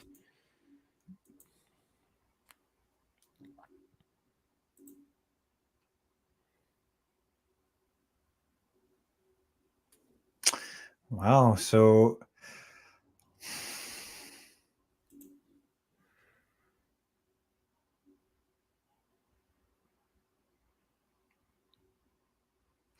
yeah, and it's just you were talking about, Sinner's tiebreak record. I mean, earlier on that forehand drop shot, he hasn't really done that too much in this match, I feel like, and yet he pulls it out a lovely one in this tiebreak. And he's actually done it in like some of the more important points, I would say. Yeah, and that's kind of been true. the thing, that he's not going for it too much, but he's Mhm. actually just pulling that out when it matters and doing it great. So yeah, Yeah. that kind of speaks to his improvement in that area for sure since last year, It's when he become a kind of very just showed it for the first time against Medvedev here in the final.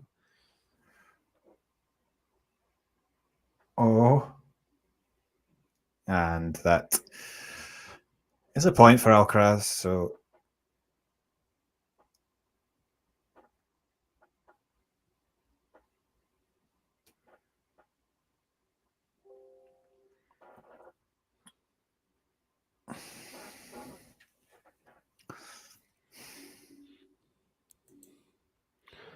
Yeah, and that's also like one that he did not have to get.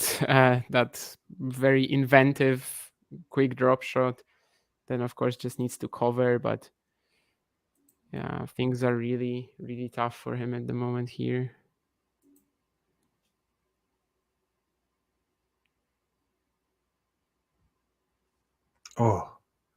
great return, and whoa, that went in from Zinner.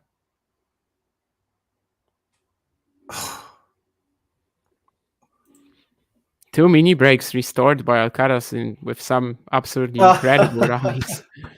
Oh man, that was great. If he's going to win this match, well, I think we can at this point just say that they have been like, yeah, just outclatching each other back and forth. Yeah. Wow. I mean, Sinner kept in that rally longer than you might have expected. But yeah, great tennis. And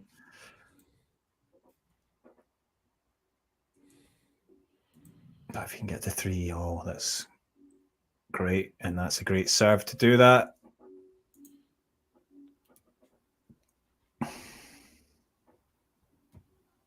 Three all. Yeah, the kids have got their money's worth, and they've. What time is it in Beijing? It's about 8:30, and they've still got Kinwen to go. So yeah, they might be until midnight, and well, maybe not that long, because if it's maybe not. Yeah, I mean, it could be a good match.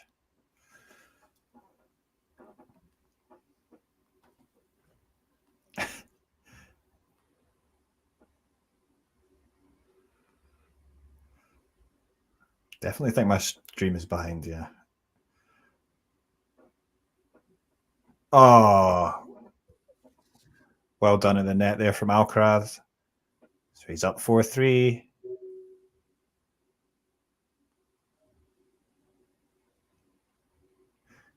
Yeah, great reactions. Could this be a tiebreak loss for Sinner? When was the last time Sinner lost a tiebreak? Wimbledon against Daniil Medvedev. Right.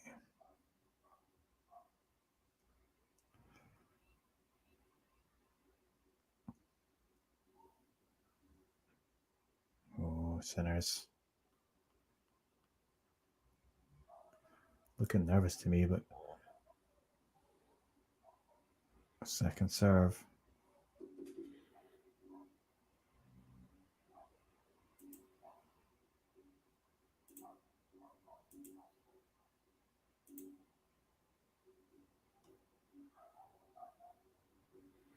And that's a huge forehand cross court inside out from Alcaraz. So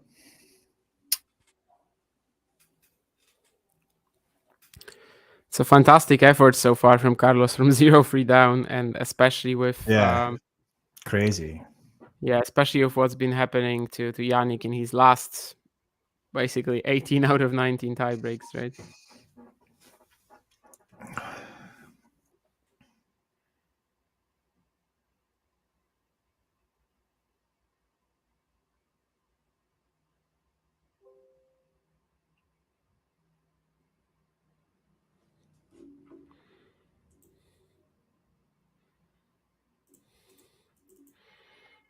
Oh, he sends it along, and this surely, wow, from 3-love to 6-3 for Alcaraz.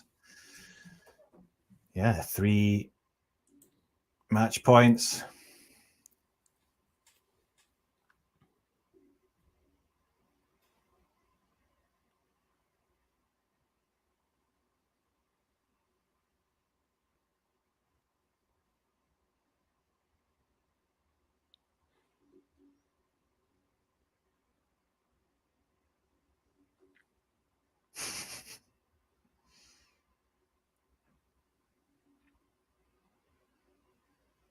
Oh, great finish there. Serving the forehand. I mean, what a title win for Alcaraz. I mean, how long was this match, by the way? I'm not sure. I'll see in a moment. Because I think it was also the longest in tournament history. 3 hours 20 something, is it, or what was it? Yeah, then definitely. Can you hear me? Yes, we can hear you. So, what's your immediate reaction? Although, given that you were about half a minute ahead of me, you've probably already given your immediate reaction, Eddie. What's your immediate reaction to what we just saw? I mean, ended up being a great match. I mean, I think that it's got to go down as a excellent victory for Carlos Alcaraz. I mean, it was, up and down. I mean, obviously, the first set got away from him. It looked like he was going to take it. But from the second set, middle of the second set, he started to find his game. And I feel like right through until the third set, it was looking like it was going to go easily for him. And then Sinner came back, to be fair, with some excellent tennis of his own. But I think Alcaraz overall was the better player, and he was the more aggressive player. He was going for more winners for sure, and it was coming off, especially, I mean, how many forehands, and it was, to come back from 3-love down in that final tiebreak and then win it like that is pretty great for him. For almost every player in the world, there was a point at 3-4 as the ball comes down the center of the court towards Carlos. And I'm thinking, 99% of the tour, that is a fairly neutral ball. But for Carlos, it's very attackable. And of course, he did attack it with a forehand. Got a little bit lucky because it did clip the net cord en route to basically end up being a winner. But it was sort of a net cord that I think even the German commentator I was listening to hadn't picked up on. It was not super blatantly obvious, but I mean, if I just take us through the match, it sort of echoes something that both of you were saying in the third set, which was basically that if Jannik doesn't win this, it'll be okay. But if Carlos doesn't win it, there will be some regrets because of the positions that he got himself in. So I'm just going to remind those that are just tuning in or perhaps latterly reflecting on the match. We had a situation where Carlos took an early initiative. I think he got to 4-1, didn't he, Damien, in the first set? Sorry, to go to what? I think he got to 4-1 in the first set, did Carlos. 5-3, 30-15 on serve. 5-3, That 30-15. was So there you much go. further than that. But yeah, I Yeah. mean, that opportunity, Jannik just absolutely killed him on the next 3 points. It was like a ridiculous sharp angle on the forehand cross. Then there was a return as well that he just smashed, and also a couple of super deep shots in the next rally. But yeah, all in all, like over the entire match, I think that Alcaraz definitely was the one creating more chances, which is why it would have hurt him more. Jannik was the one who felt like he was kind of stealing it and keeping himself in it, especially the third set as well. The fact that he was 4-2 up Alcaraz, the fact that he was 3-1, 40-15 on return. So, like, if he lost this, he would have been the one regretting the chances, whereas I think for Jannik, it's a little more, this loss is a bit more approachable. Maybe the best Jannik chance that he had was the free love. In the Love in the tiebreak, tie you know? break. That was the Yeah, only. two mini breaks. Yeah. That's with this tiebreak record of late, you gotta think that this is over, basically. And yeah, look at that Alcaraz stat plays a there. streak of ridiculous points. Yeah. Go on the stat. Yeah, just the 15 break points that Carlos Alcaraz had versus 6 for Sinner. But of course, Alcaraz took 3 of them, Sinner took 2. So, there was many opportunities that went, for Alcaraz, but in the end, it worked out for him. Yeah, right. Just looking at some of these stats here that's been shared on social media.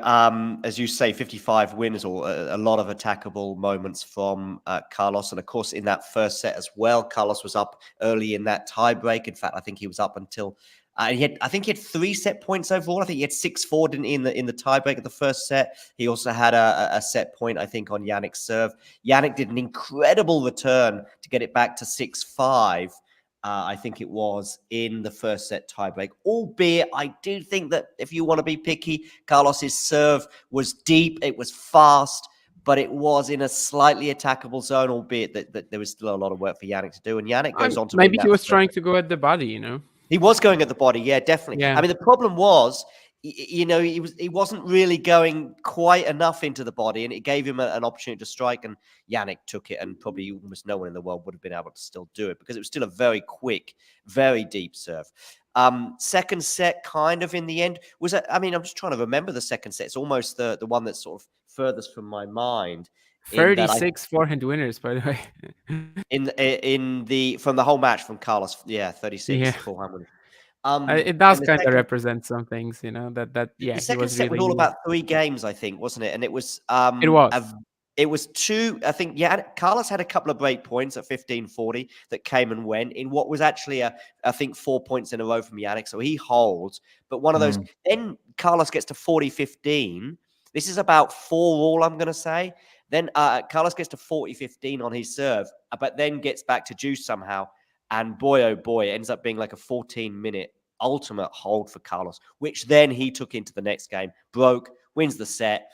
He has the momentum, gets the break up. I actually I missed one game in the whole match, and it was the one where Sinner broke, because I just thought, I went to the kitchen. Actually, it got to love 40 so quickly. I was like, what's going on here? Because I just couldn't see Jannik getting back in the match at that point. Yeah, and it felt like that's why, it would have been upsetting for Alcaraz to lose this final set, to lose this match, because, like you said, it just felt like he was on top, and there wasn't many opportunities there. Sinner wasn't really creating much at all, and that game went so quickly, and suddenly Sinner was back in it, and then he got ahead. But yeah, I mean, it's credit to Alcaraz just for being able to trust his game and actually keep executing, because it can be, perhaps not always easy to do that, but he did that so well in this final set. He was definitely on top overall, and it would have felt like if Jannik did win it, it would have been a little bit against the run of play for sure. We're very much in Beijing, but probably about 10 or 15 minutes before the match finished, as it was reaching an unbelievable crescendo, Shanghai tries to say, we can't wait to see Shang against Alcaraz. And I'm sure we can't, but actually we can right now, because I think we still just need to reflect a little bit longer on what we've just seen. Damien, I think it's fair to say that for 1.5 to 2 sets, as interesting and as fascinating as it was, and at various points, both of them, pulled out the Hollywood shots. Was it probably not until the third set that we started to see some of the points that we saw, for example, in New York a couple of years ago? No, I don't think that's fair. I think it was definitely their best match this year in terms of just like maintaining that quality from start to finish. We did have some highlights earlier on as well, for sure. I remember that backhand on the run from Carlos in the first set, and yeah, I feel like definitely it's one of the contenders for like matches of the season, mostly because of that, because it was just really good from start to finish, which some of these other ones don't really have. Not to look too far, Alcaraz Sinner, Roland Garros, more important, more crucial, huge match, but it didn't have that setting where like, yeah, it was just up and down as hell, and it had both players struggling physically. Whereas here they were like both more or less on top of their game from start to finish, and just gradually either outclassing each other, or in the case of Carlos, sometimes also letting the other player in. First player to win ATP 500s on all 3 surfaces, right? I know we spoke about it at the beginning of the match, but that's now been confirmed. Yeah. Yeah, I don't know what else there is to say, Eddie, regarding either the match or even just where we're at. Of course, this is the first time that we've had that sequence broken where, you had two wins for one player and then 2 wins for the next, and that was going on. But we've now had 3 wins in a row for Carlos. Today was super fine. Roland Garros also was pretty close, and Indian Wells too, I guess. So you could make an argument to say that they could have gone either way, those 3 encounters, but they have crucially all gone the way of Carlos Alcaraz. Eddie, I don't know if you want to elaborate on that. Yeah, I mean, I think now the head-to-head is, what is it, 6-4? Is it 6-4 if you don't count the 2019. Eddie, don't even start. It's 7-4. Okay. If we count, you mean the challenger match, right? Yes. 2019, yeah. Okay. Yeah, so I mean, it's in his favor, but I mean, this can all... I mean, if they play again, though, I mean, as we were talking before, I mean, this particular surface is a little bit slower. It's certainly, on the quicker, it was a quicker surface. It might benefit, probably would benefit Jannik more, which is where we'll be going next in Shanghai. It should be quite quick. So be interesting if they do manage to face each other there, although perhaps that's going to be more difficult in terms of, there's going to be more opponents there that could possibly stop either of them before they reach the final. But as far as the matchup goes, I mean, I guess it's tilted a bit in favor of Carlos, but I don't know. I could easily see the next few matches possibly going to Sinner. So it just depends where they meet again, I suppose. Absolutely, yeah. Any closing thoughts, Damien? Anything we've missed? Yeah, I mean, it's just so massive for Carlos to be free of up on Jannik in the head-to-head this year. I think that it really sets the tone for like a completely different conversation. I know a lot of people are going to be saying like, okay, yeah, so Jannik has won more, but they have the same they have the same number of slams, and Jannik hasn't defeated him here this year. And it's been like, very different conditions by now. Beijing, like a medium speed hard court, Indian Wells, sandpaper hard court, and also clay in Indian Wells and in Paris. And yeah, it really starts a whole new discussion going, which is, very exciting storyline wise. Of course, for the end of the year, we might still see them clashing. There's still opportunities for that. There's still Shanghai, potential semifinal. There's still Paris. There's still ATP finals, where of course the chances of meeting another player from the top 8 is very, very high, and the Davis Cup finals, which might as well like end the season for them as well, and potentially clashing in the final there. So, I mean, we might as well get like 2 or 3 more matches between Alcaraz and Sinner this year, and I think this adds to the intrigue, especially if we're going to see them playing in like the ATP finals, especially the setting that would probably suit Jannik the most. The fact that he hasn't beaten Carlos is suddenly going to be a huge storyline there. So, I just think it adds to the excitement of the rest of the season. And obviously, when we're doing these like top 5 lists at the end of the year, this will at least be in contention. I'm pretty sure it will make it to the top 5. But think I it mean, will, yeah. I'm gonna leave it Depends to what the happens, panel of for course. now. Depends what happens the next few weeks. Listen, I'm going to bring this to a close. Eddie, it's getting late. Oh, by the way, I remember right at the beginning we were talking about, well, did they really need to have it on this early? Could it have been a bit later? And Yeah. now, of course, it's getting quite late in Beijing. So Yeah. maybe they'll try and make an argument to say that they were justified in doing it at this point. But listen, Eddie, Damien, big thanks. Yeah. Cheers.